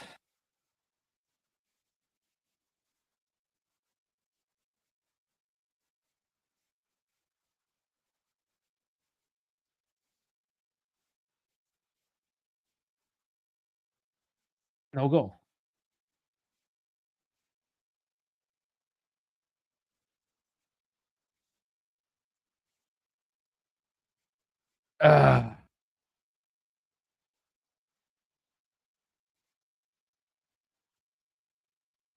Wow. Okay. Well, that was more close cut than the other one, and I'm trying to think which game that was. Was it the Inter game? Where they called a similar offside and it wasn't even close? That one was at least close, you know? Like, that I can understand. And like I said, it's gonna be controversial any way you look at it. So I'm trying to be objective, like, take that neutral perspective. And I'm not gonna get mad over the call, but it's entirely subjective, and I hate the subjectivity and shit that's supposed to be objective. You know? So when you're talking about was that call made within the rule book? Sure. But is the rule book correct? I would argue that it's not.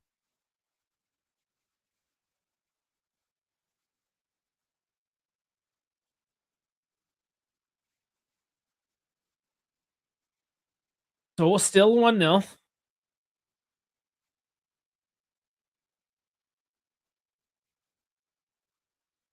So still a bit of work to do then.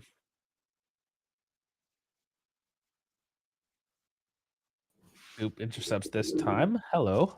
It's all right. We could be losing, right? No, this isn't bad. Things aren't bad right now. It's just, you want that comfort goal, which we almost sort of had. I don't know. You see that goal? Yeah, I saw it almost went in, but Well, it did go in. no, I mean it's offside. Do you agree with the call? It's in the rules. I mean, kind of hard to dispute it. Well, because the discussion is, did he affect how Okoye would have saved the ball? And it's just, there's no way of saying 100% either way if he did or did not. It's subjective. It's just a messy rule. Yeah. And as a result, the ref is in the right to call it either way. Because it's the same thing with the Cambiaso tug that he did where he grabbed his shoulder. It's one of those things where that could really affect it. Yeah. But what I be noticing too and been commenting on is that the refereeing, I don't know if you saw any of the Inter game today, but the refereeing has been a lot better, not calling the little tugs and dives and nonsense. And ironically, they drew. Well, because, and I forgot, was it the Bisek? I can't remember exactly who it was. One of their defenders in the box, bit of contact, if you even want to call it contact, goes down looking for the foul, sits on the ground crying as Kristovic decides to put it in the back of the net. And I'm not even mad about that. And I just laughed. And I turned it on in the second half at the 46th minute. And I swear to God, it looked like Mkhitaryan was jumping off a building, like he was committing. That was so funny. You saw that one? I saw it earlier in the morning. I just died laughing at the whole thing. Yeah. And then there's Inter fans complaining about the injustices and how, the calls never go Inter's way. That's ironic. Ridiculous. That's ironic. Like, how could you you just know the person's fucked. My favorite is the right now they're like Serie A wants a Scudetto race, so that's why they gave Milan the advantage against us. I'm like, you guys are such a bunch of babies. I'm like, your team sucks. The league sucks. Like, that's what I'm trying to say, is that we're here fighting amongst each other when we should be looking at ways to beat Bodo Glint. We should look to beat Bodo Glint. Well, Moretti's going to make an appearance tonight. 77 minutes in, we've only made the one sub, so yeah. See it. So it's Boga coming off. And no, McKennie doesn't come off. Like, it's hard for me to come off as unbiased, but like out of the top teams in Serie A, the only team that looks like is European capable is Juve. In terms of being able to like the system fits it better. Yeah. So yeah, Gatti coming on. So Gatti comes on for Boga. I think we're getting another shift information. We've had 3 different strikers tonight. And all of them are better than what we currently have. Yeah, we had Yildiz, Boga, and McKennie both play as a number 9. Kenny with an opportunity here. Oh, you must be farther ahead than me. Oh, yeah. Oops. 78-45. Yeah, I think my stream is a little slower today. Gosh darn Canadian streams. McKennie is the striker. Again. He was a wing back so most of the game. You missed it, man. Earlier on, she left at the half. It was from Kick as well, which is hilarious. But I had a Puerto Rican girl kind of all over me. I felt like you and Colombians.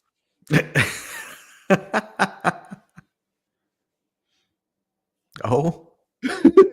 All right. Oh, yeah, just check the chat history. It's good read.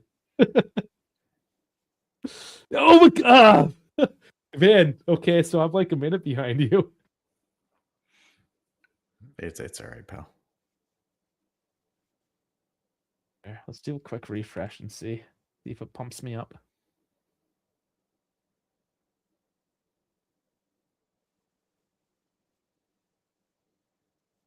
Well, I'm back at the review.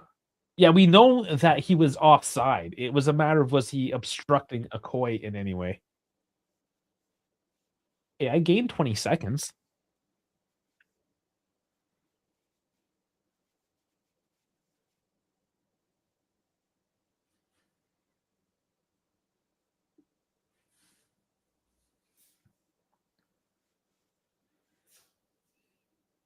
And I'm going to resync. Okay, 81.45 I'm at. So a little bit better.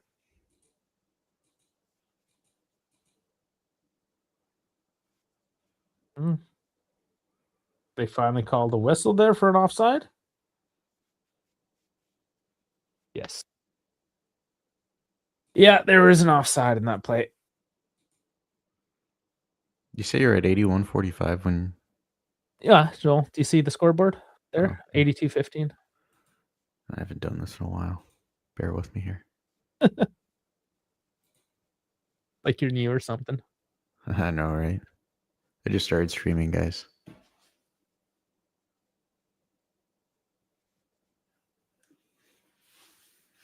Oh, I don't even have my camera on. No. There we go. Oh, you're actually home. Yeah. Shit, it has been a while. I know. I'm still alive. Corner coming for Udinese, is it? Yeah, something like that.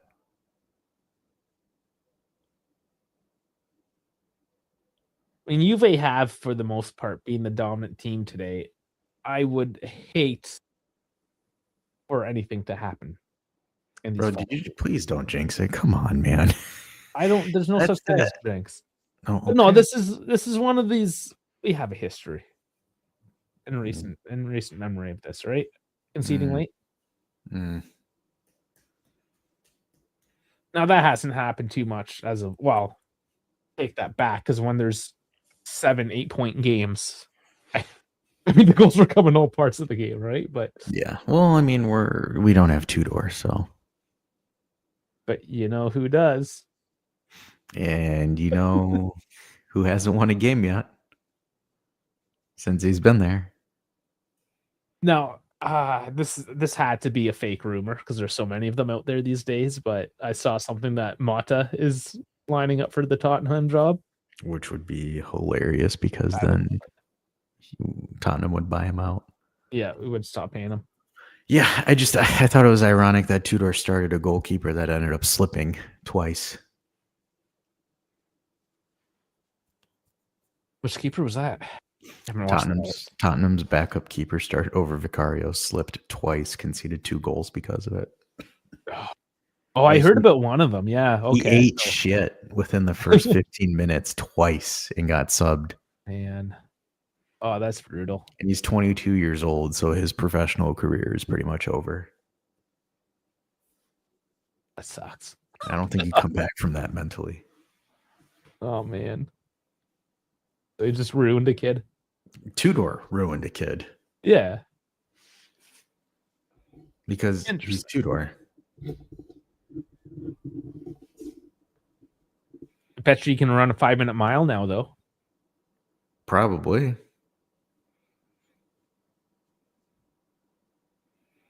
Ildiz. Oh, nice interchange. Nice. Oh, big save. Wasn't quite enough on the end product, but it looked beautiful leading up. You know, I don't get how Moretti doesn't just lace that.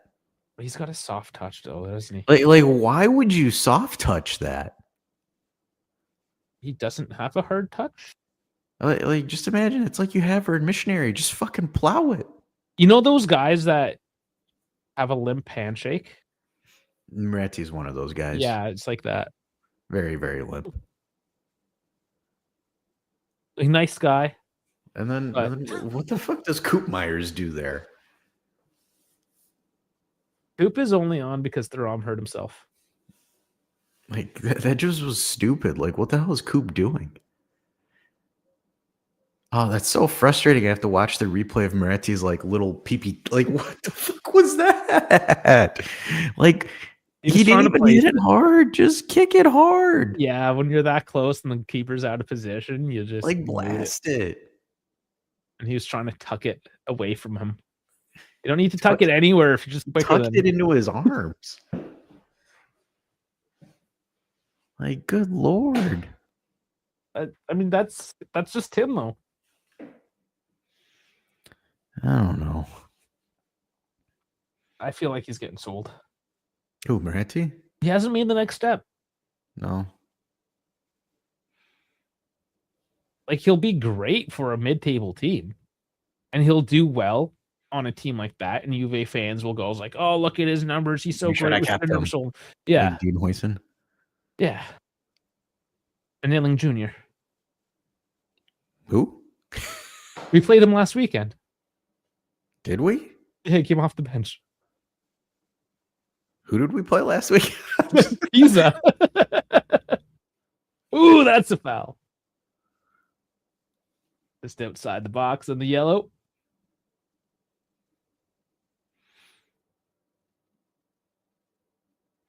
He looks inaccurate too. If you had Moretti take penalties, would he soft touch it? We'll have to get ourselves into a situation where we can have a penalty kick. Yeah.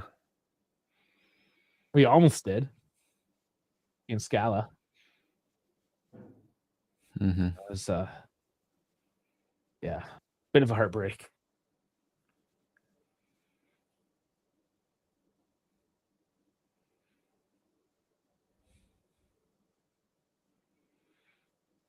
So it's the side of the box, this delivery.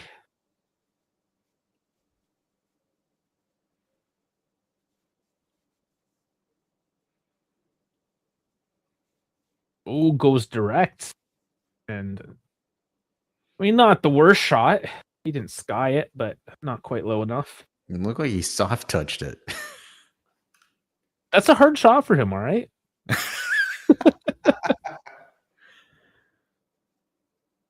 Actually, I saw it was India versus Taipei female match, and it was a free kick from like 40 yards out. And this Indian girl just steps up and rockets it, and it rips off the crossbar, and everyone's like, "Oh no," because they were down like late 1-0, down a goal. And everyone's like, "Oh, that was horrible." And they're showing the replay, and they show like the side angle, like, it was in. It had gone so hard and rocketed like so intensely that as it came down, like it was just a blur. Nobody saw that it actually crossed the line, like bounced down and back out, because it just happened so quick. It had so much power behind it. Damn. So And this was like a 5-foot Indian girl, you know? She will blasted very hard. And here we go. Yildiz runs out of space. Yeah, but he could have easily played it to McKennie before he even did that. Yeah. Oh, counterattack. Professional foul? Stab him in the back, Gotti. Oh wait, no. That's Kelly. I mean, that was, I think, a classic Italian professional foul there. Zaniolo's like, bro, it was a goal scoring opportunity. He did go down a little easy too. To be honest with you, the fact that you get beat by Zaniolo that pretty much has no knees is appalling. He's quick in a straight line. He's still fast. He's like a Camaro, just don't turn. In a Viper. Or yeah, any of that old Viper. American muscle, yeah. It's a fast car, just don't turn. I imagine that Ford Mach-E is like that because it's such a big, heavy vehicle that it probably just like rips straight down a highway, but just don't take the off ramp. The Mach-E, the electric car. Yeah. Really? It's all-wheel drive, isn't it? Yeah, it does. That means it has a worse turning radius. It gives you more traction, but it doesn't allow you to like rip around a corner. Well, I mean, it's an SUV. It just lets you drive around a corner like a grandma real good. Yeah. Because if you want to rip, like if we're talking about sports car, you want the back end to be loose. You want to like not Dodge Viper loose. Well, that's just because I had stupid amounts of power at the rear. That it has so much torque. It's straight. All right, bunch of substitutions here in the 91st minute. Finally. So we're switching from all-wheel drive and Cambiaso to rear-wheel drive and Kostic and Jonathan David. And front wheel 1.0 liter cylinder and 4-cylinder engine Jonathan David. El Camino. Yeah. No, Ford Pinto. Pinto, yeah. Oh, that looked like a bit of a miss kick too. The ball was rolling. Yellow card for protesting? This is more like Mariani, but he got the wrong white and black team confused today. Who's he? Yeah, I was gonna say. Hey, that's why you guys are wearing blue. That's why he's giving them calls. Yeah, they're like, hey guys, or their away team. You won't know. Wrong team. Yeah,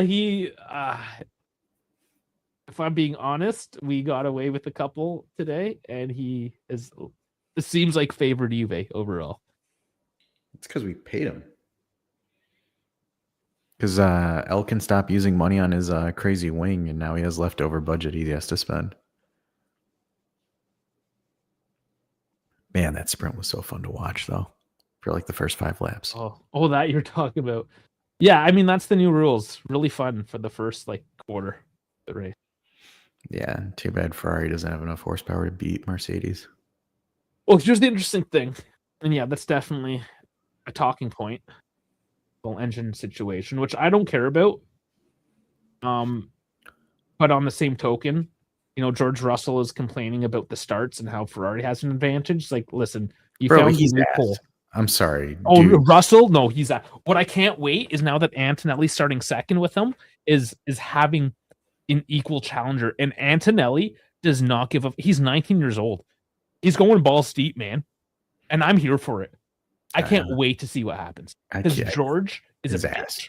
Yeah, he is ass.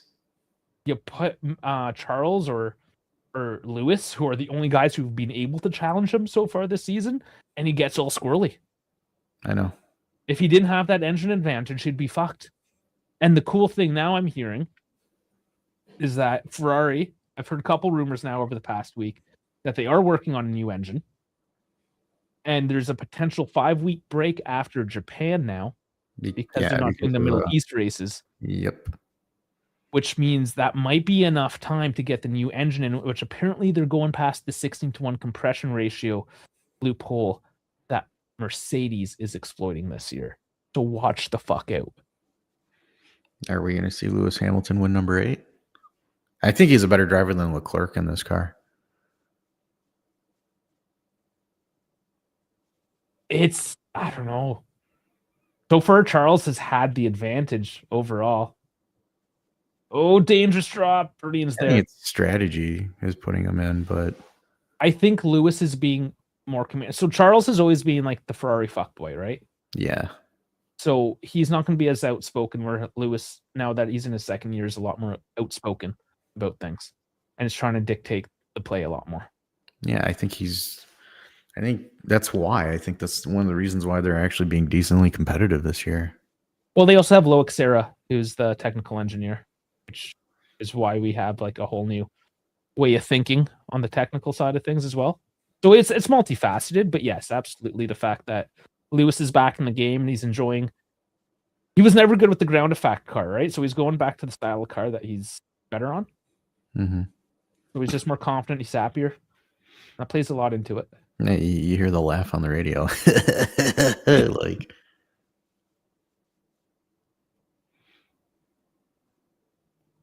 And Toto Wolff was looking at the qualifying board, and he's like, we have 3 cars. We have a P1, P2, P3. And he's like, no, Hamilton's in Ferrari now. Fucking Toto. If Hamilton actually stayed at Mercedes, I think he would be killing it right now. Right now, yes. I don't know, man. Long season. This Ferrari is so far the only real challenger, and if the development schedule flips up between the two teams, as long as they don't shoot themselves in the foot like they did in Australia. Yeah, that was blown out of, I think, a little more proportion than. There's the game. The game's over when we're talking Ferrari. 1-0. That was terror ball, guys. We terror balled it. Oh shit. Now we just need Milan to win tomorrow, and we have a great weekend. Yeah, I prefaced this with that, and well, let's look at it. Get our screens all in order here. Bring up the FOP mob, and we'll start with the table. Provisionally, 4th place. So I'll recap it. Blow this up a little bit. 2 points ahead of Como and Roma, who play each other tomorrow. If they tie, we stay in 4th. Worst situation after tomorrow is we're sitting in 5th place, 1 point back. Mm-hmm. So just as we were starting to write off the season, things aren't looking so bad. Just like as Inter were starting to write off. Hold on, people were writing off the season already? A couple weeks ago when we went through that bad string, yeah. People were starting to write off the top 4. Did they not realize we have like one of the best schedules to end the season on? Milan's a really only tough one. Let's look at that too. See who's coming up.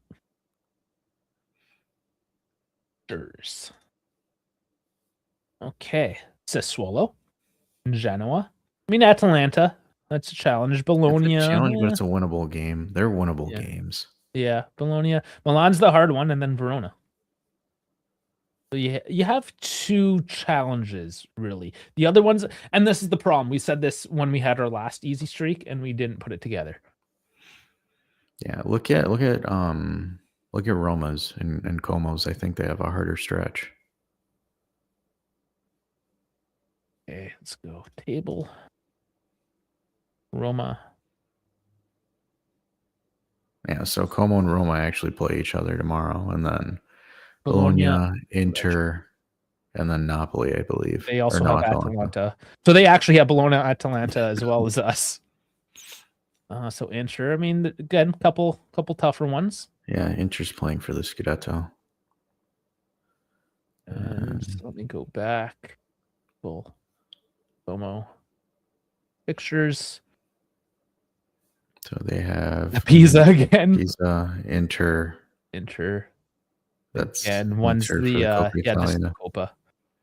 Which again, that's something to keep in mind that Roma are still playing Europa League. Como have the cup, so they have a couple more games thrown in there as well in their schedule. I think is that it? Is there Genoa's their last game? Yeah. Oh, there's only 9 games left after this weekend. Yeah, we're on the tail end of it. 6 weeks left. Oh. Okay, let's bring her back here now to the lineup. Let's look at the numbers. All right. Yield is 8.6. Oh, he didn't get the second assist? No, it was only 1 goal. Dave? Oh, it was broken. Oh, still in my head that counted. Thought I can't. Yeah, I suppose. Should have had to. All green though. Except well, the whole team was kind of middling in the first half. They were a little more in control the second. I mean, 6s, low 7s for Udinese. Koi, 7-7. He actually made a few decent saves there today. He did all right. It could have been 2-3. Let's look at the XGs and all that. 3. Yeah. There definitely could have been a couple more goals today. 56% of the possession, but look, all over the place. 22 shots, 8 on target, 4 big chances. Again, the biggest thing was just the conversion of it all. Mm-hmm. There's nothing overall wrong with this game. No, there's not. It's just we have to convert. We really need to convert those chances. Yeah. We also don't really have a striker, so yeah, I forgot about that. It's kind of understandable in a sense. Vlahovic any day now. My prediction is if he is back next week, it's just as a substitute for like 5 minutes. But you give him the international break to fully recover, as well as Emil Holm. So barring any injuries, Thuram could be injured. We have to wait and see what happens there. Mm-hmm. Costello really wanted to see Milik today because he was dressed. He was actually dressed? He was, yeah. That'd be hilarious if he actually starts playing. We need a number 9. I mean, why not? Again, start him for 5 minutes and see. Like, holy smokes, like that would actually be hilarious. Because if today we were comfortable, if we were up 2-0 and he was making those substitutions in the 92nd minute, sure. I mean, that's a perfect time to throw in Milik. 3 minutes 100%. you know? So yeah, I don't know. I don't know how much you really want to tear this one down. I don't sense really that it's think that there's much to tear down, is there? I really don't think so. I feel like it would be beating a dead horse in that we've seen this so many times that the team plays well. We are, the better team on paper, on the pitch. Say it again. They need to score more. That's really it's really what it is. It is literally all it is. So, put the ball in the net and we are the good. That is it. I'm trying to do my German for German Dave. Yeah, well, he's at the game today, so we'll see. Let's look. Why not? Since we're here, go to FOT Mob. Second division. Let's find the second division. Albania, Argentina. Okay, what if I just do? Oh, it's no, Bulgaria. Where's Bundesliga 2?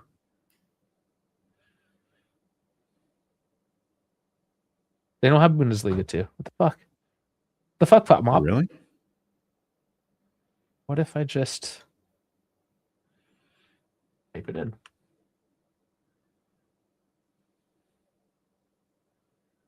There we go. No fixtures? Did he lie to me? Did he not have a game? What day is it today? It's the 14th today. Okay, there we go. He tied 1-1 to Bochum. So he wasn't lying to us. He was at work. There you go. If anybody's wondering what Castello, you already knew? How did you're not following Bundesliga 2, are you? Who, me? No, Castello. He's like, they drew as I was looking it up. Yeah, you had it pulled up on the thing. It literally said they drew. But it was before. I know, when you were looking for the date, when you were fumbling for the date, literally right there. You had it right there. Whatever. Fact is, German Dave is at work. If you wonder where German Dave is, that's where he is. Yeah, if anything, I'm the one that's more sporadic. These days, yeah. You were in LA, was it, a couple weeks ago? I was in San Diego. Oh, San Diego. I love that city.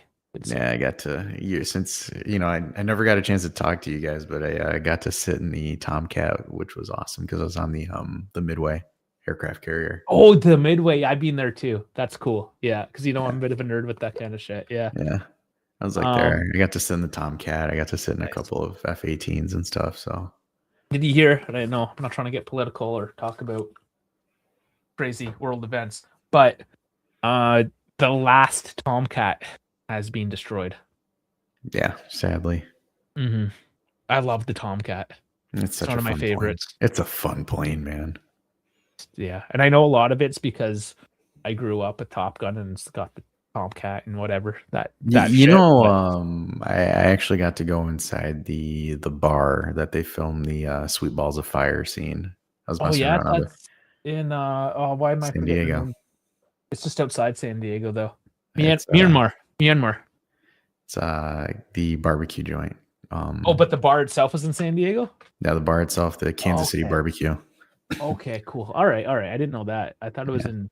Would have just assumed it was by the airport. And then I was honestly thinking about getting a Top Gun jacket, but it was $800. No, the leather flight jacket. The leather flight jacket was $850. Yeah, I was like this close to buying it just for shits and giggles, and I'm like, I think I could spend $800 in a better way here.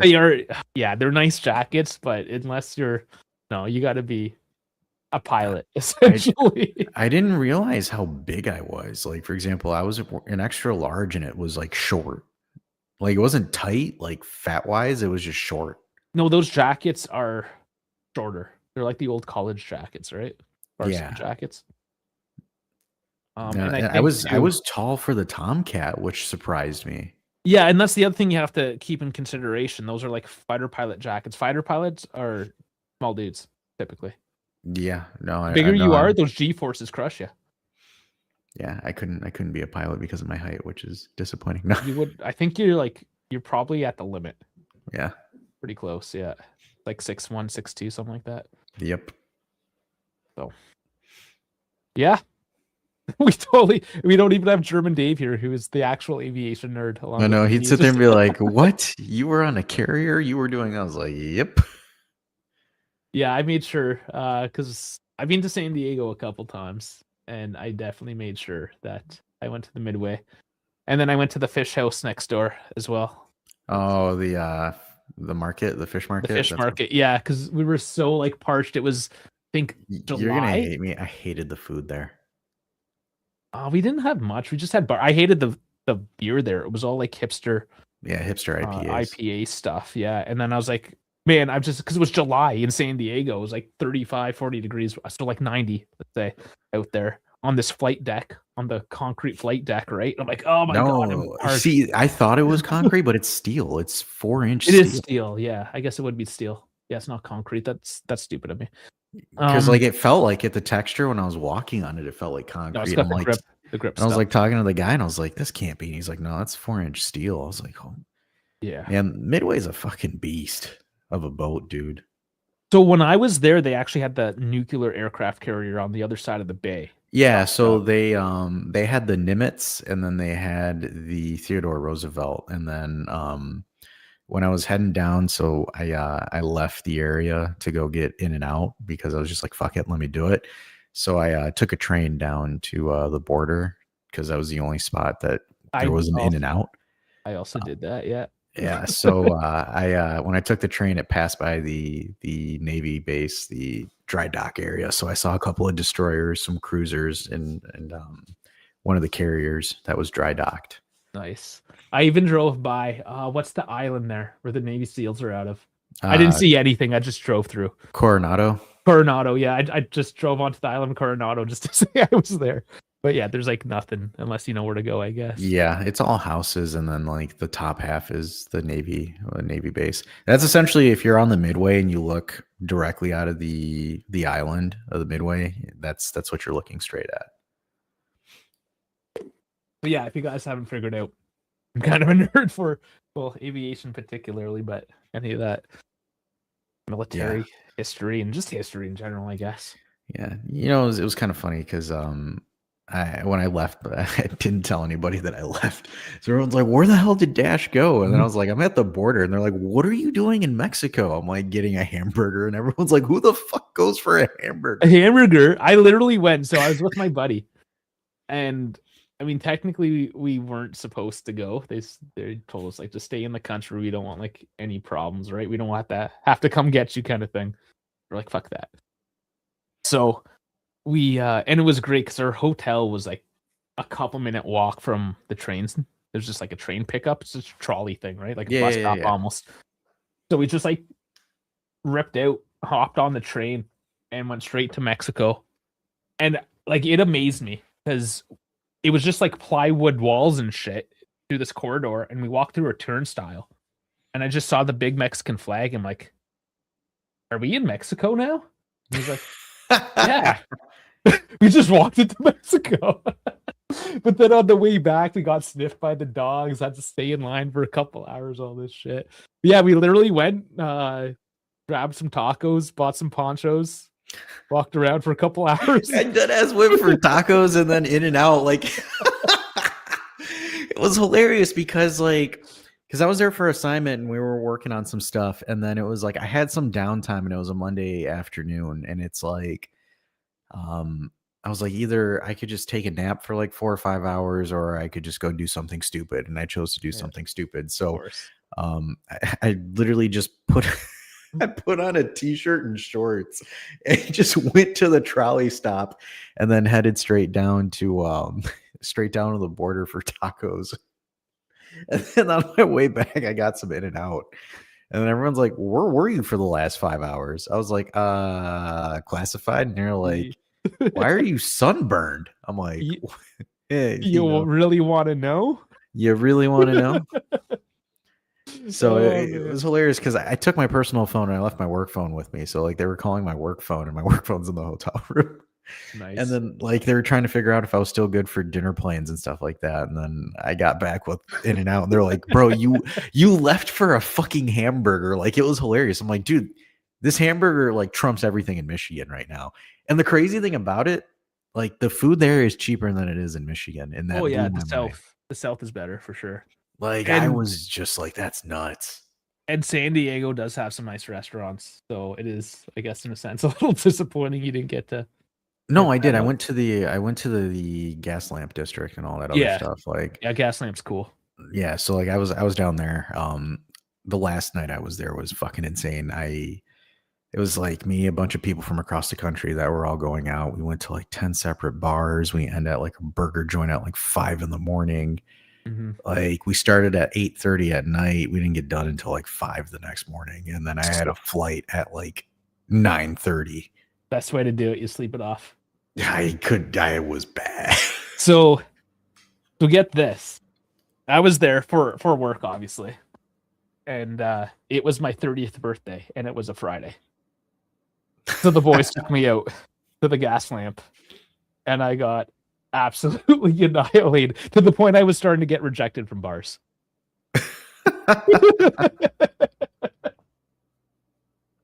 But I snuck into one more. I had to manage it because like every spot I was going, they were either buying me like an IPA or like whiskey or bourbon or something like that. And yeah. Like, dude, I was surprised that I didn't get buzzed. Like I was just I was pacing myself really well because like I remember everything to the detail what happened. So like I wasn't blacked out or wasted. Just trying to get us back on topic. I thought we gave up on Juve for the day. Do we make top 4 or go to the Balkans? Yes. As much as I want the Balkan League, it's honestly hard to tell, but I have to maintain faith that we sneak in there. We're better than Roma and Como. It may not show that on head-to-heads always, but I think we, especially now that we're mostly healthy, we have the consistency with Spalletti now, and there's no midweek games. Yeah, I think it's positive. Very much so. Yeah. 9 more to go, man. Like, it's not a lot, but it's also a lot at the same time. Like, it's still about a quarter of the season, right? So it's a good chunk. Mm-hmm. Yeah, well, we're here for it, right? We're hanging out. We'll be here next Saturday at noon game. I think the clocks sync back up again, don't we, with Europe? I think so, yeah. Yeah. So be a 6 p.m. Italy game. Yeah, I mean, we'll be here, then we'll be on a break. That's when I go on my work trip again to another city that I'm known to get overly drunken. Yep. Halifax it's a coast city. That's what coastal cities are for, getting wasted. It's a naval city. So yeah, a bunch of drunk sailors. A bunch of seamen all over the place. Bring a rag. Yeah. Bring a rag. It's gonna be wet. Oh yeah.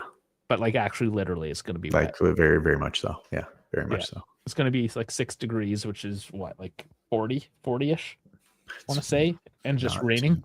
Well, it's not too bad. Let's see, 6 feet and 43. No, it's not horrible, but like it's not great. When you're wet, it's uncomfortable a little bit. It'll be okay. So what you're saying is you're getting wasted to the point where you're going to be wet. Yeah, wet myself. Lose bodily function. Oh no, that's not good. I'll bring my streaming gear though. I got my Rode mic, my Rode headphones and all that stuff, my laptop, so it's not like we'll be completely off the face of the planet. We're here if something does pop up. We're here to celebrate the 3rd straight elimination of Italy from the World Cup. You really think that's going to happen? You think so? I'm not confident. Let's just say that. Really? No, I can't be confident about it right now. The competition is very winnable. I don't know if the mentality is there of the team or the coaching. Don't worry, Chiesa will save us all. Well, we don't even know for sure. Like, Barella's been stinking it up. I mean, who else is there a strike? We still don't know who our best striker is. Is it the guy for the Argentinian from Saudi Arabia, or is it an actual Italian? Our fullbacks as well, either injured or streaky. There's just a lot of questions. There's a lot of questions. Did you cover the Juventus official tweet about the traveling fans? The Galatasaray thing? No, today they just tweeted during the game as we get ready for tonight's match. We want to extend our heartfelt thanks to all of our supporters who traveled here with us. We're fully aware of the financial and personal commitment required to follow the team away from home, and your decision to stand by our side once again means a great deal to us. Thanks for your presence. Interesting. No, I obviously missed that, but they did sound good tonight. Like, you could hear the Juve fans in the chants. So that was mid-game they did it? Yeah. So they must have recognized the effort that the traveling fans put in tonight. Because they're more louder than the home fans. Yes. They're more engaged than the home fans. Yes. I cleared my cookies today. I gotta get my two-factor authentication. Get into Twitter. Oh well. I'm on Twitter enough. I can't help but keep watching the Atalanta goal over and over again because it's so funny. Isn't it though? Because he sticks his leg out to draw contact and then he flops. Yeah. Like, it's a clear flop. Oh, yeah, it's brutal. Oh, I'm kind of mad that he missed the original shot and it was the rebound that got scored. But like, I can't help but watch it and die laughing because he's like this. He's like leaning into it. He's leaning into it and sticking his leg back for it to get clipped. And I'm like, dude, are you kidding me right now? It's poetic justice, and I love it. Like, that is worse. Like, in my opinion, that's a worse simulation than Bastoni. The problem with Bastoni was that he celebrated. Like, okay, I found it here. Do you have it on Twitter that you could share it or no? Yeah. Oh, yeah. I thought you meant the integral. Oh, the integral. Let's look. It was Kristovic. Did I spell his name right? Probably not. Hold on, let's see. Shit's so funny. Nikola Kristovic. No, I did not spell it right. Like, I can't help but laugh. That's how funny it is. Give me a sec and see if I can pull anything up.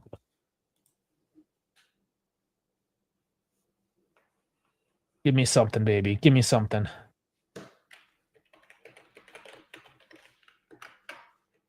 Oh, do I have the wrong one? I think I might have the wrong Kristovic.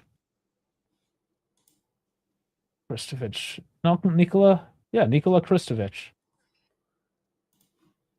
Okay. Yeah, that's the right one. Why don't I see his goal? Because literally the funny thing is like 3 minutes of the CBS highlights are them showing the Inter arguing with the referee. Oh, it was Dumfries that fell over. Yeah. Yes, Dumfries. That's who it was. Yes. Dude, that is the biggest dolphin dive in my life. It's so funny because Dumfries just eats shit. Like, he face plants onto the ground and it's so funny. Man, I wish I had something here. Oh boy. Look at Wayne Rooney. Holy shit. Let me see if I can, Dave. Let me see if I can send you the link of it because I think I have it on my phone. Okay, if you can send me the link. Until then, I'm doom. Yeah, you're doom scrolling. Oh no, I have it. like, why is he dragging his face on the ground? It's so funny.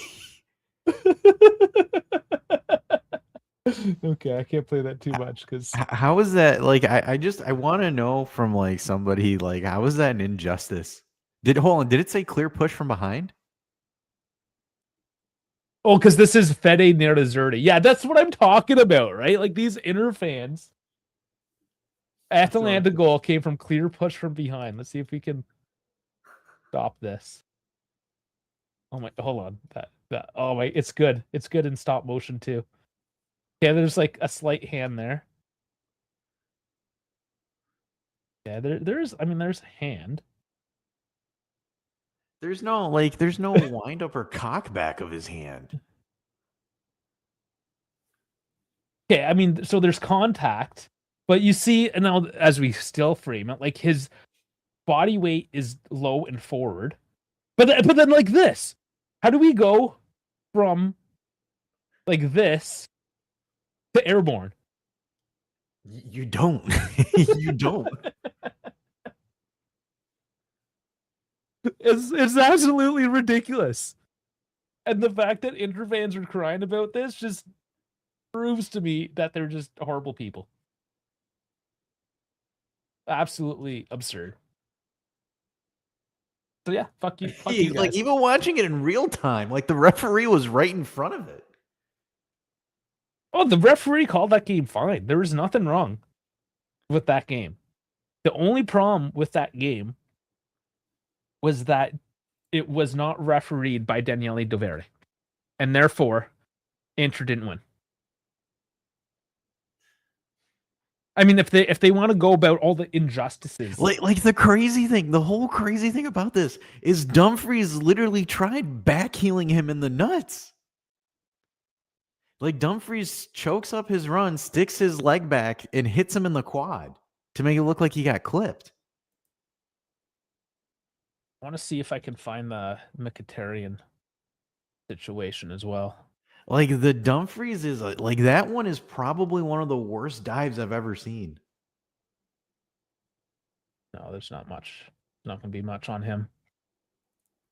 Have to go and get the actual replay and get the copyright strike, but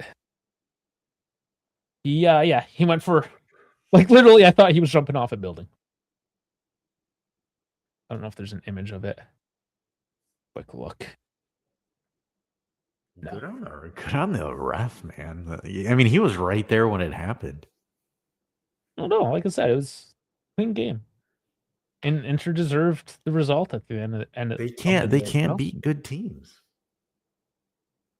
No, well, and there was so many stats this week after they lost to Milan. And one of them, I mean, it was said perfectly. I don't even know if it was a Juve account that said it, but it was like Inter has not. Well, it was prefaced with that if Inter wins Serie A, the Scudetto this year, it would be the worst Scudetto ever because they had won against any big teams. The only time, and it had all the stats, all the results. The only time they did win was against Juve, and that one was gifted to them, which I'm inclined to agree with. I very much agree. So, and even so, you're talking about one game out of, a dozen or so. So yeah. And of course, the Inter fans are like, oh, well, this and that. It's like, guys, admit the fact that the league is shit right now. And part of the reason why the league is shit and started being shit, I'm going to blame it goes back to Calciopoli and that whole thing when we went to war with each other. When we were too big for our own britches because 90s and early 2000s Italian football was the shit. And then we decide to just shoot ourselves in the deck. We just started shooting each other in the deck. And this is where we are today, and this is what we deserve. This is essentially what Inter created. Yes, they're winning. And that's the thing. I'm at the top of the pile of shit. I took a dump and now I'm sitting on it. It's actually interesting. So on the YouTube page, there's a couple of Inter fans where it's like, it's embarrassing that we want this disallowed. No, there are a couple of people out there, Inter people, that are reasonable. But not very many. Yep. Well, anyways. Any predictions for the race tonight, then? I want to watch it, but it's at 3 a.m. I'm getting up. You crazy son of a bitch. No, I mean, I'll fall asleep at like 9, 10 o'clock, sleep a few hours, and get up. Yeah, must be nice. I can't do that. Why not? You just put it on an alarm. It's Sunday. Yeah, but I gotta go to the restaurant. So by the time the Oh, race I finishes, guess. Yeah, sir. Makes sense. oh, What happened here? I think Kimmy might win. I think Altonelli is going to crash into Ben Russell.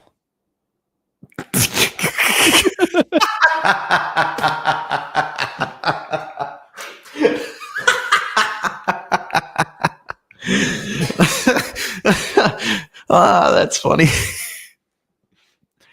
If he wins the championship, dude, oh my goodness. Like A the least 19, 20-year-old, yeah. Or talking about Russell. Russell. I'm saying if Russell wins it, he is the least deserving driver. Like I thought No, Lando Lando probably is. I think George is better than Lando. Yeah, if there's anyone that got carried by their car, it was Lando Norris. To be fair, George and Lando to me are the same person. They are. Like there's no difference. Other than I would like to be Lando Norris's mom's friend. Like I would go to tea with her. Mm-hmm. But like other than that, like they're both the same thing. Like, why? It's just cut and paste. And this is again, like we make fun of the English Premier League and how overhyped it is. It's the same with British drivers. You basically had to get a German to engineer the car for you. We've heard that before, haven't we? Or a German to drive the car if you're a British team. Oh man. Yeah. Well, that other British team has a Spaniard and a Canadian. How's that working out? Not good. Not good. Oh man, man, it's better than Cadillac. Is it? Sort of. Yeah. I mean, they're a new team. I'm not going to trash on Cadillac. Yeah, but Audi's been a lot better. They already had a factory set up. They already had the know-how. They had an advantage in that sense. Yeah, but you see, that's the thing. Ford did the smart thing. They piggybacked off Red Bull, but their engine is doing what normal Ford engines do: catch fire and stop mid-race. Just like Mercedes engines are going to do. I'm waiting for it. Like I saw the when I saw Hajar, his car, just stop. I'm like, looks like an F-150. Yeah. F-150 Lightning, particularly. Yeah. They're like, oh, he's got an engine fire. His engine just stopped working. I'm like, sounds like a Ford powertrain. I heard the CEO of Ford glazing Chinese EVs again this week. Mark Fields? I think so. It's not the first time. Because he was driving around a Chinese EV and he's like, I wish I could keep this. Like, it's better than my Ford. Oh, he is? Yeah, it is Mark Fields. Yeah, man. Like he's a Chinese EV fan. That's why they made the Mach-E, and that was dog shit. Yeah, my brother has one. And the Lightning, also dog shit. Yeah, I think that's why that came out, because the Lightning, the reports, I guess the numbers are not good, and it's kind of just considered a failure.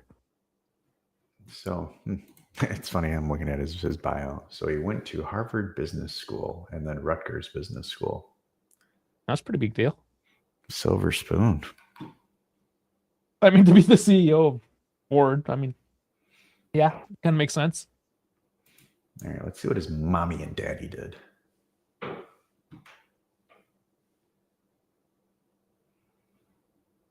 Be a Ford family? Probably not. They usually don't. These people kind of go all over the place. Oh, this guy, the same account has another. Let's see what he says this time. This is second post with the same clip. If an attacker puts his hand on a defender's back like this and pushes him to the ground, regardless if it's a slight push or not, it's a foul 99 times out of 100. The one time it's not a foul was today.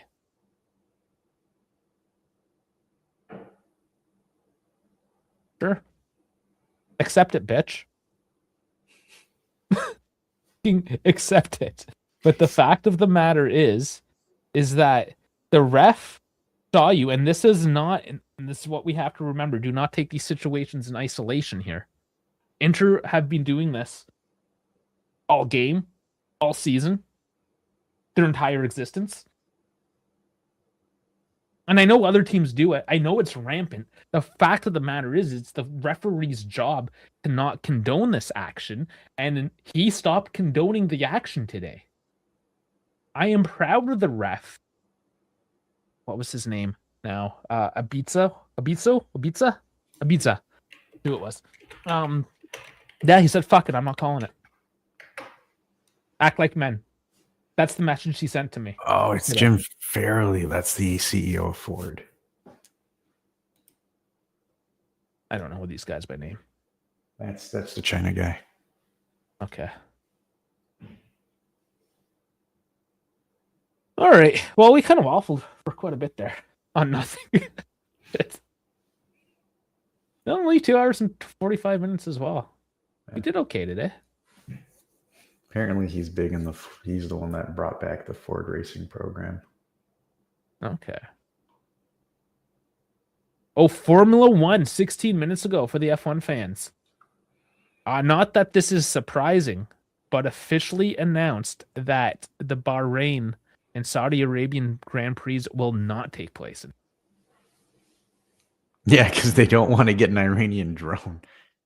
I mean, hey, you might get more safety cars, but there's been so many memes, man. Like, there's no shortage of it. But what I do pull out of this, it says April. They have not ruled out putting it on to the end of the season or making any further changes. They're just saying it will not take place in April. I mean, where else would they go if they were to substitute spots? Imola. Where? Imola. The second Italian race that was put in during COVID and has now been taken out in favor of the Madrid road race this year. You can also do another U.S. city. No. No. No more U.S. cities. Listen, you know, I know you're an American, so clearly your allegiances go towards America. The world pretty much fucking hates you guys right now. I don't give a shit. I just want to watch racing. But like the fact that the World Cup is continuing on in America, it's a little controversial. We make FIFA a lot of money. How's it controversial? Well, that's what it is the money. Yes, we all know the reasons, right? But let's put it in context. Russia invaded Ukraine and was banned by FIFA. America invades Iran, host the World Cup. You see why people might take reservations against this? Hold on, I got something for you. There's a reason behind it. I got to see if I still have it here.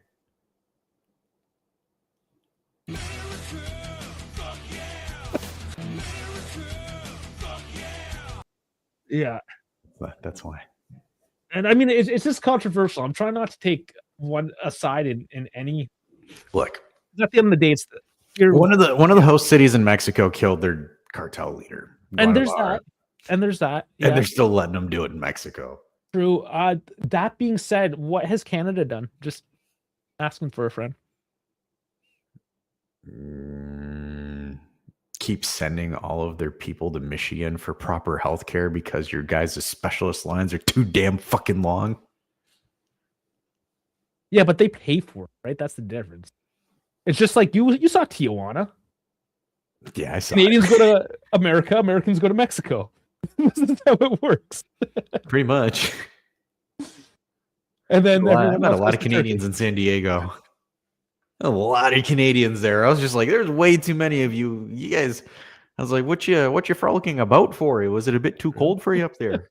Probably. It sucked. I had snow. He's like, oh, you speak hoser. I was like, oh, I work with a hoser. Nice. That's funny. Honestly, though, the numbers Canadians visiting to the US have dropped drastically. Canadian people are like fucking party animals. Oh, and yeah, I could see in the gas lamp a bunch of Canadians getting all. It was. I mean, like I said, my 30th birthday, there was like, I don't know, 20 of us or something, whatever it was. Yeah, man, we like to party. I know. We typically out drink you Yanks as well because you guys are bred on 3% beer. Gosh, yeah, he was That dude was. I'm like, all right, you do you, sir. Well, good that you found some friends out there. And I'll never see them again. No, but that's the fun thing about traveling. You just have those moments in your life, I suppose. You meet people, you get a rash, you come home, and you figure out why it itches. Oh, you got a rash, did you? See, that's the thing. It was hibernating. That rash was hibernating in the frost in Canada, and when they went down to San Diego, it thawed out and came back to life. It came back to life. Yeah, it's only safe in Canada. Yeah, fair enough. Okay, what else? What else do we have here? This is Vede Nerazzurri again. Abiso last week and Garilio today. Two Bilanisti, is that what he's calling them? Were VAR officials, and they decided to turn their backs on 2 PK calls, which should have been awarded to Inter. I want to see this guy. I want to see this guy just go head to head with Beppe, because him and Beppe are just nonstop calling about refs. Beppe looks like a bit of a man-child lately with his internet whining. I'm not gonna lie, it's not a good look. Because immediately all the Inter fans just jump on him because it's low-hanging fruit what he's complaining about. It's no different than what we're looking at here, right? It's poor taste on his part. It's poor taste on everyone's part. Like, just grow up. It's just a bunch of children. It really is. I'm kind of glad we're not in that space anymore. Well, I tried to be more active on X, and you can't. You really can't. No, it's impossible. No. Because it's just like you look at all that stuff and it's like, I don't know, it's like a cesspool. Like you look at all those, like even Juve Live and News Live and all those like all those things together, just like it's for me, it's shocking that they're middle-aged men that are just like tweeting like kids. But this guy and this guy here, Sean, I've been able to have a conversation with. So he's one of these guys that, he's got his takes and they're obviously inter-biased, but he is an example of somebody that isn't just going to have the most wildest takes and defend it and die on that hill. Like there are still humans essentially on Twitter. There's just not many of them. Okay. All right, let's fucking kill this. All right, let's go home. Take a nap. Right. I got some painting I got to do. Ferrari 1-2 tonight. Ben Russell and Altonelli are gonna dive bomb. DNFs.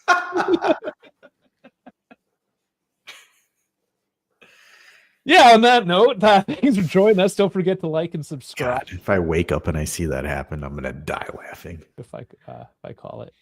Yeah. I'm just waiting for it. I just want the chaos. I need the chaos. Dave's gonna play that Taliban music in the background. Oh man, they're fighting with Pakistan now. Nobody can get along. We're here whining about Twitter and the whole world's on fire. Fucking first world problems. All right. Well, let's fuck our first world problems out of here and watch some F1 tonight, who is going to be canceled for a month because of real world problems. So let's just enjoy our sports and pretend that the world isn't on fire. And we will see you, if not throughout the week, next Saturday. Matchday 30. All right, guys. Like, subscribe. See you on the next one. And thank you, Dash, for joining in.